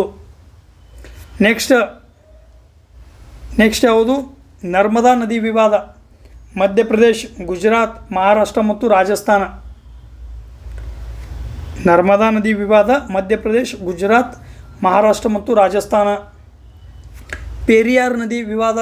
ಈ ಪೆರಿಯಾರ್ ನದಿಗೆ ಮುಳ್ಳಪೆರಿಯಾರ್ ಅಣೆಕಟ್ಟನ್ನು ನಿರ್ಮಾಣ ಮಾಡಲಾಗಿದೆ.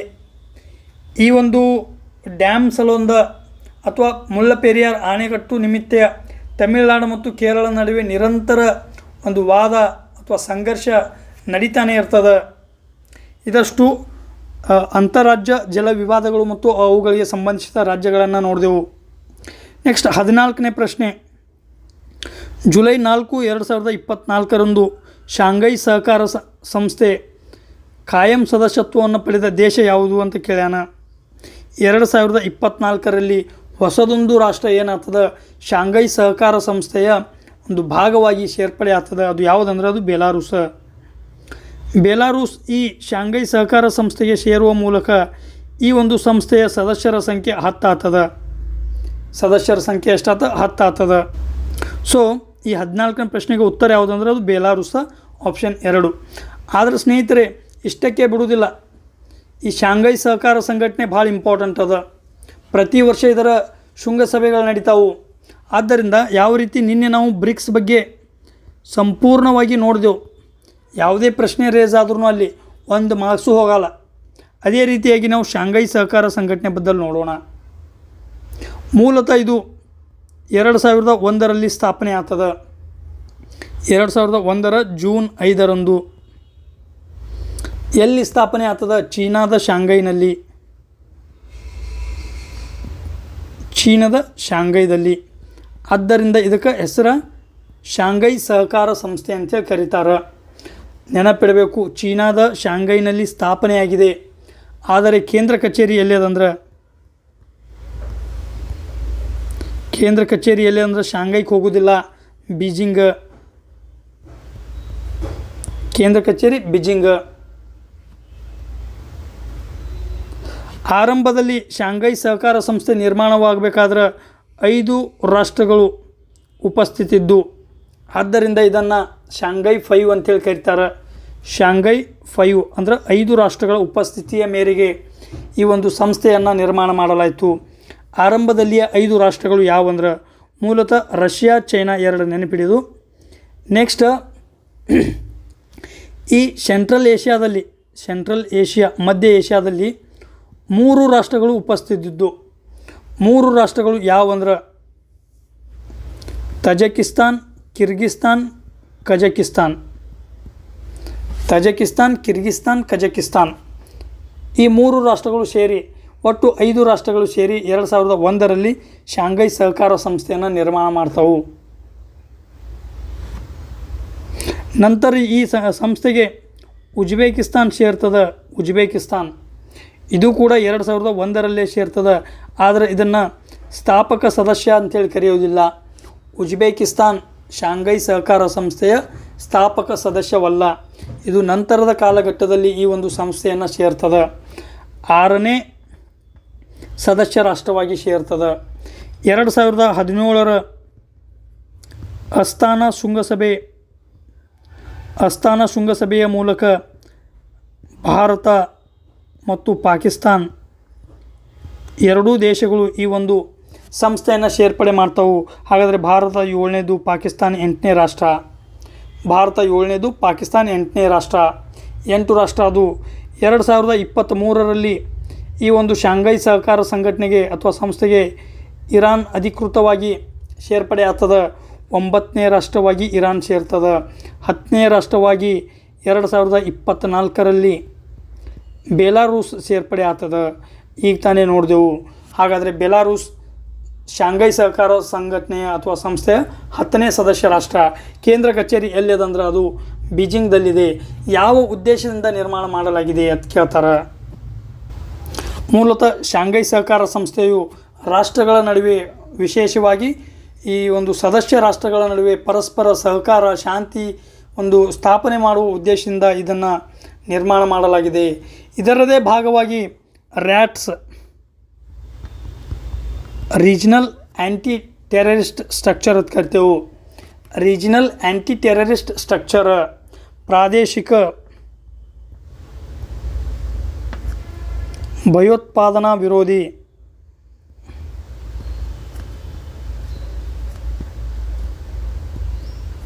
ರಚನೆ ಅಂತೇಳಿ ಕರಿತೇವೆ.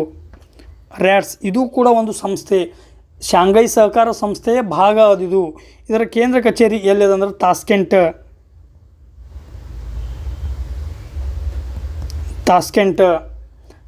ಎಲ್ಲಿದೆ ಅಂದ್ರೆ ಇದು ಉಜ್ಬೇಕಿಸ್ತಾನದ ರಾಜಧಾನಿ. ತಾಸ್ಕೆಂಟನ್ನು ನೆನಪು ಬರ್ಬೇಕು ನಮಗೆ. 1965ರ ಭಾರತ ಪಾಕಿಸ್ತಾನದ ಯುದ್ಧದ ನಂತರ ಲಾಲ್ ಬಹದ್ದೂರ್ ಶಾಸ್ತ್ರಿಯವರು ತಾಸ್ಕೆಂಟ್ಗೆ ಹೋಗಿರ್ತಾರೆ. ರಷ್ಯಾ ಮಧ್ಯಸ್ಥಿಕೆಯನ್ನು ವಹಿಸಿರ್ತದೆ ಭಾರತ ಮತ್ತು ಪಾಕಿಸ್ತಾನದ ನಡುವೆ. ಅಲ್ಲಿ ಹೋಗಿದ್ದ ಕಾರಣವೇ ಲಾಲ್ ಬಹದ್ದೂರ್ ಶಾಸ್ತ್ರಿಯವರು ಮರಣ ಹೊಂದಿ ಭಾರತಕ್ಕೆ ಮರಣದ ರೂಪದಲ್ಲಿ ಹೊಳಿ ಬರ್ತಾರೆ. ಇದು ತಾಸ್ಕೆಂಟ್. ರ್ಯಾಟ್ಸ್ ಆಯಿತು. ನೆಕ್ಸ್ಟ್ ಪ್ರಸ್ತುತ 10 ಸದಸ್ಯ ರಾಷ್ಟ್ರಗಳು ಅದಾವ ಅಂತ ನೋಡಿದೆವು. ಪ್ರತಿ ವರ್ಷ ಶೃಂಗಸಭೆಗಳನ್ನು, ಸಮ್ಮೇಳನಗಳನ್ನು ಏರ್ಪಡಿಸ್ತಾರೆ. 2023ರಲ್ಲಿ ಈ ಒಂದು ಶಾಂಘೈ ಸಹಕಾರ ಸಂಸ್ಥೆಯ ಶೃಂಗಸಭೆ ಭಾರತದಲ್ಲಿ ನಡೆದಿರ್ತದೆ. 2024ರಲ್ಲಿ ಶೃಂಗಸಭೆ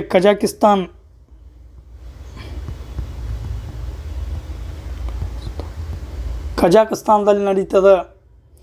ಕಜಾಕಿಸ್ತಾನದ ರಾಜಧಾನಿ ಅಸ್ತಾನಾ. 2025ರ ಶೃಂಗಸಭೆ ಎಲ್ಲಿ ನಡೀತದೆ? ಟಿಯಾನ್ಜೆನ್.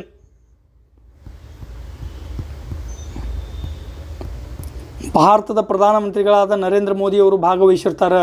ರಷ್ಯಾದಿಂದ ವ್ಲಾಡಿಮಿರ್ ಪುಟಿನ್ ಬಂದಿರ್ತಾರೆ. ಹೀಗಾಗಿ ವ್ಲಾಡಿಮಿರ್ ಪುಟಿನ್, ಚೀನಾದ ಅಧ್ಯಕ್ಷ ಕ್ಸಿ ಜಿನ್ಪಿಂಗ್ ಮತ್ತು ಭಾರತದ ಪ್ರಧಾನಮಂತ್ರಿಗಳಾದ ನರೇಂದ್ರ ಮೋದಿಯವರು ತ್ರಿಕೂಟ ಸಭೆಯನ್ನು ನಡೆಸಿರ್ತಾರಲ್ಲಿ. ಟಿಯಾನ್ಜೆನ್ 25ನೇ ವಾರ್ಷಿಕೋತ್ಸವದ ಅಂಗವಾಗಿ ಇದನ್ನು ಟಿಯಾನ್ಜೆನ್ ಚೀನಾದಲ್ಲಿ ಹಮ್ಮಿಕೊಂಡಿರ್ತಾರೆ. 2026ರ ಒಂದು SCO ಸಭೆ, ಶೃಂಗಸಭೆ ಎಲ್ಲಿ ಅದಂದ್ರೆ ಕಿರ್ಗಿಸ್ತಾನದಲ್ಲಿ ಅದ. ಕಿರ್ಗಿಸ್ತಾನದ ಈ ವರ್ಷ. ಇದಷ್ಟು ಶಾಂಘೈ ಸಹಕಾರ ಸಂಸ್ಥೆ. ಕ್ವಿಕ್ ರಿವಿಷನ್ ಮಾಡಬೇಕಂದ್ರೆ ಶಾಂಘೈ ಸಹಕಾರ ಸಂಸ್ಥೆ 2001ರಲ್ಲಿ 5 ರಾಷ್ಟ್ರಗಳ ಒಂದು ಉಪಸ್ಥಿತಿಯ ಮೇರೆಗೆ ಸ್ಥಾಪನೆ ಮಾಡಲಾಯಿತು. ಕೇಂದ್ರ ಕಚೇರಿ ಬೀಜಿಂಗ್ದಲ್ಲಿ ಅದ, ಚೀನಾದ ಬೀಜಿಂಗ್. ರ್ಯಾಟ್ಸ್ ಅನ್ನೋ ಒಂದು ಉಪಸಂಸ್ಥೆಯನ್ನು ಹೊಂದಿದೆ. ಇದು ಭಯೋತ್ಪಾದನಾ ನಿಗ್ರಹ ಒಂದು ರಚನೆ. ಒಟ್ಟು ಸದಸ್ಯ ರಾಷ್ಟ್ರಗಳು ಎಷ್ಟಂದ್ರೆ 10 ಸದಸ್ಯ ರಾಷ್ಟ್ರಗಳು. ಭಾರತ ಮತ್ತು ಪಾಕಿಸ್ತಾನ 2017ರ ಅಸ್ತಾನಾ ಶೃಂಗಸಭೆಯ ಮೂಲಕ ಅಧಿಕೃತವಾಗಿ ಈ ಶಾಂಘೈ ಸಹಕಾರ ಸಂಸ್ಥೆಯಲ್ಲಿ ಸೇರ್ಪಡೆ ಆದವು. 2023ರಲ್ಲಿ ಇರಾನ್ ಸೇರ್ತದೆ. 2024ರಲ್ಲಿ ಬೆಲಾರೂಸ್ ಸೇರ್ತದೆ. 2026ರ ಒಂದು ಶೃಂಗಸಭೆ ಕಿರ್ಗಿಸ್ತಾನದಲ್ಲಿ ನಡೆದಿದೆ. ಕಿರ್ಗಿಸ್ತಾನದ ರಾಜಧಾನಿ ಬಿಸ್ಕೇಕ್. ಈ ಒಂದು ಬಿಸ್ಕೇಕ್ ಅನ್ನೋ ಪ್ರದೇಶದಲ್ಲಿ 2026ರ ಶೃಂಗಸಭೆ ನಡೆದಿದೆ. ಸೊ ನೆಕ್ಸ್ಟ್ ಕ್ವಶನ್ಗೆ ಹೋಗೋಣ. ನೆಕ್ಸ್ಟ್ ಪ್ರಶ್ನೆ 15ನೇ ಪ್ರಶ್ನೆ. ಕೆಳಗಿನವುಗಳನ್ನು ಕಾಲಾನುಕ್ರಮದಲ್ಲಿ ಜೋಡಿಸಿ ಅಂತ ಕೇಳೋಣ.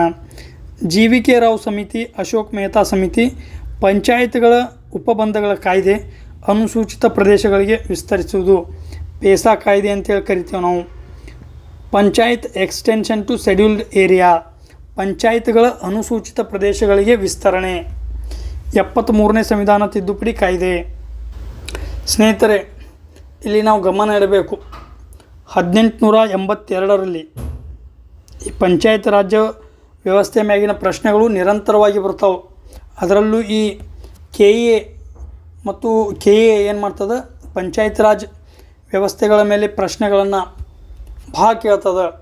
ಆದ್ದರಿಂದ 1882ರಲ್ಲಿ ಲಾರ್ಡ್ ರಿಪ್ಪನ್ ಒಂದು ಏನು ಮಾಡ್ತಾನೆ, ನಿರ್ಣಯವನ್ನು ಮಾಡ್ತಾನೆ. ರಿಪ್ಪನ್ ಏನು ಮಾಡ್ತಾನೆ, ನಿರ್ಣಯವನ್ನು ಮಂಡನೆ ಮಾಡ್ತಾನೆ. ಆದ್ದರಿಂದ ರಿಪ್ಪನ್ಗೆ ಏನು ಕರಿತೇವೆ ನಾವು, ಸ್ಥಳೀಯ ಸಂಸ್ಥೆಗಳ ಪಿತಾಮಹ ಅಂತೇಳಿ ಕರಿತೇವೆ. ರಿಪ್ಪನನ್ನು ಸ್ಥಳೀಯ ಸಂಸ್ಥೆಗಳ ಪಿತಾಮಹ ಅಂತೇಳಿ ಕರಿತೇವೆ. ನೆಕ್ಸ್ಟ್, ಸ್ವತಂತ್ರ ಬಂದ ನಂತರ ಭಾರತಕ್ಕೆ ಮೊದಲ 1957ರಲ್ಲಿ ಬಲವಂತರಾವ್ ಮೆಹ್ತಾ ಸಮಿತಿಯನ್ನು ರಚನೆ ಮಾಡಲಾಗ್ತದೆ. ಬಲವಂತರಾವ್ ಮೆಹ್ತಾ ಅವರು ಭಾರತದಲ್ಲಿ 3 ಹಂತಗಳ ಒಂದು ಪಂಚಾಯತ್ ರಾಜ್ ವ್ಯವಸ್ಥೆಯನ್ನು ಶಿಫಾರಸು ಮಾಡ್ತಾರೆ. ನೆಕ್ಸ್ಟ್ ಏನು ಮಾಡ್ತಾರೆ, ಈ 1957ರ ಬಲವಂತರಾವ್ ಮೆಹ್ತಾ ಸಮಿತಿಯ ಆಧಾರದ ಮೇಲೆ ಅಂದಿನ ಪ್ರಧಾನಿಯಾದ ಜವಾಹರ್ಲಾಲ್ ನೆಹರು ಅವರು ಏನು ಮಾಡ್ತಾರೆ, ರಾಜಸ್ಥಾನದ ನಗೌರ್ನಲ್ಲಿ ದೇಶದ ಮೊದಲ ಗ್ರಾಮ ಪಂಚಾಯಿತಿಯನ್ನು ಉದ್ಘಾಟನೆ ಮಾಡ್ತಾರೆ. ನೆಕ್ಸ್ಟ್ 1977ರಲ್ಲಿ ಅಶೋಕ್ ಮೆಹ್ತಾ ಸಮಿತಿಯನ್ನು ರಚನೆ ಮಾಡ್ತಾರೆ. ಇವರು 2 ಹಂತದ ಪಂಚಾಯತ್ ರಾಜ್ ವ್ಯವಸ್ಥೆಯನ್ನು ಶಿಫಾರಸು ಮಾಡ್ತಾರೆ. ಇದು 1977ರಲ್ಲಿ. ಕರ್ನಾಟಕದಲ್ಲಿ ಸ್ನೇಹಿತರೆ 1983ರಲ್ಲಿ ರಾಮಕೃಷ್ಣ ಹೆಗಡೆಯವರು ಮುಖ್ಯಮಂತ್ರಿಯಾಗಿದ್ದಾಗ ಗ್ರಾಮೀಣಾಭಿವೃದ್ಧಿ ಸಚಿವ ಯಾರು ಅಂದ್ರೆ ನಜೀರ್ ಸಾಬ್. ಇವರು ಏನು ಮಾಡ್ತಾರೆ, ಕರ್ನಾಟಕದಲ್ಲಿ ಪಂಚಾಯತ್ ರಾಜ್ ಅಭಿವೃದ್ಧಿಗೆ ಕಾರ್ಯವನ್ನು ಮಾಡ್ತಾರೆ, ಶ್ರಮವನ್ನು ವಹಿಸ್ತಾರೆ. ಯಾರು, ರಾಮಕೃಷ್ಣ ಹೆಗಡೆ. ನೆಕ್ಸ್ಟ್ 1985ರಲ್ಲಿ GVK ರಾವ್ ಸಮಿತಿ 1985ರಲ್ಲಿ ರಚನೆ ಆಗ್ತದೆ. 1986ರಲ್ಲಿ LM ಸಿಂಘ್ವಿ ಸಮಿತಿ ರಚನೆ ಆಗ್ತದೆ. LM ಸಿಂಘ್ವಿ ಅವರು ಏನು ಹೇಳ್ತಾರೆ, ಈ ಪಂಚಾಯತ್ ರಾಜ್ ವ್ಯವಸ್ಥೆಗಳಿಗೆ ಸಾಂವಿಧಾನಿಕ ಸ್ಥಾನಮಾನವನ್ನು ಕೊಡೋದ್ರ ಬಗ್ಗೆ ಶಿಫಾರಸು ಮಾಡ್ತಾರೆ. LM ಸಿಂಘ್ವಿ 1986. ಕೊನೆಗೆ 1992ರ ಮೂಲಕ ಸಂವಿಧಾನಕ್ಕೆ ತಿದ್ದುಪಡಿ ಅಂದರೆ 73ನೇ ತಿದ್ದುಪಡಿ ತರುವ ಮೂಲಕ ಅಧಿಕೃತವಾಗಿ ಪಂಚಾಯತ್ ರಾಜ್ ವ್ಯವಸ್ಥೆಯನ್ನು 3 ಹಂತದ ಪಂಚಾಯತ್ ರಾಜ್ ವ್ಯವಸ್ಥೆಯನ್ನು ಸ್ಥಾಪನೆ ಮಾಡಲಾಗ್ತದೆ. ಆ ರೀತಿಯಾಗಿ ಸಂವಿಧಾನಕ್ಕೆ 9ನೇ ಭಾಗವನ್ನು ಸೇರ್ಪಡೆ ಮಾಡ್ತಾರೆ, 11ನೇ ಅನುಸೂಚಿಯನ್ನು ಸೇರ್ಪಡೆ ಮಾಡ್ತಾರೆ ಸ್ನೇಹಿತರೆ. ಹಾಗಾಗಿ GVK ರಾವ್ ಸಮಿತಿ ಯಾವಾಗ ಬರ್ತದೆ, 85. ಅಶೋಕ್ ಮೆಹ್ತಾ ಸಮಿತಿ 1977. ಪಂಚಾಯತ್ ಅನುಸೂಚಿತ ಪ್ರದೇಶಗಳಿಗೆ ವಿಸ್ತರಿಸುವುದು, ಮೂಲತಃ ಇದೊಂದು ಕಾಯ್ದೆ 1996ರಲ್ಲಿ ಬರ್ತದೆ. ಪೇಸಾ ಕಾಯ್ದೆ ಅಂತ ಕರಿತೇವೆ. ಇದನ್ನು ಸಂವಿಧಾನ ಅಂತೇಳಿ ಕರಿತೇವೆ ನಾವು ಪೇಸಾ ಕಾಯ್ದೆಯನ್ನು. 73ನೇ ಸಂವಿಧಾನ ತಿದ್ದುಪಡಿ 1992. ಸೊ ಹಾಗಾಗಿ BACD option 3 is the right answer. Option 3 right answer. So ಇದಷ್ಟು 15ನೇ ಪ್ರಶ್ನೆ. ಸ್ನೇಹಿತರೆ, ಇಲ್ಲಿಯವರೆಗೆ ನಾವು 15 ಪ್ರಶ್ನೆಗಳನ್ನು ನೋಡೆವು. ಪ್ರಶ್ನೆ ಪತ್ರಿಕೆಯಲ್ಲಿ ಪ್ರಶ್ನೆಗಳು ಯಾವ ರೀತಿಯಾಗಿ ಬರ್ತಾವೆ, ಯಾವ ಟಾಪಿಕ್ ಮೇಲಿಂದ ಯಾವ ಸಬ್ಜೆಕ್ಟ್ ಮೇಲಿಂದ ಹೆಚ್ಚು ಕ್ವಶನ್ ಕೇಳ್ತಾರೆ ಅನ್ನೋದನ್ನು ವಿವರವಾಗಿ ನೋಡಿದೆವು. ಈ ಆಧಾರಗಳ ಮೇಲೆ ಥೀಮ್ಸ್ಗಳನ್ನು ಸೆಪ್ರೇಟ್ ಮಾಡಿಟ್ಕೊಂಡು ಆ ಥೀಮ್ಸ್ಗಳನ್ನು ಪರ್ಫೆಕ್ಟ್ ಮಾಡಿ ಆ ಥೀಮ್ಸ್ಗಳ ಮೇಲೆ ಕ್ವಶನ್ಗಳನ್ನು ಬಿಡಿಸಿದ್ದೇ ಆದರೆ ಮುಂಬರುವ ಯಾವುದೇ KE ಎಕ್ಸಾಮ್ಗಳಲ್ಲಿ ಯಶಸ್ಸನ್ನು ಸಾಧಿಸ್ಬೋದು. ಇಲ್ಲಿಯವರೆಗೆ ನಾವು ನೋಡಿದ ಅಥವಾ ನಮ್ಮ ಈ ವಿಡಿಯೋ ನಿಮ್ಗೆ ಇಷ್ಟ ಆದ್ರೆ ಲೈಕ್ ಮಾಡಿರಿ, ಶೇರ್ ಮಾಡಿರಿ, ಸಬ್ಸ್ಕ್ರೈಬ್ ಮಾಡಿರಿ ಅನ್ನುತ್ತಾ ಇಲ್ಲಿಯ ವಿಡಿಯೋವನ್ನು ಇಲ್ಲಿಗೆ ಮುಗಿಸೋಣ ಸ್ನೇಹಿತರೆ. ಮುಂದಿನ ಪ್ರಶ್ನೆಗಳನ್ನು ಮುಂದಿನ ವಿಡಿಯೋದಲ್ಲಿ ಚರ್ಚೆ ಮಾಡೋಣ ಸ್ನೇಹಿತರೆ. So thank you.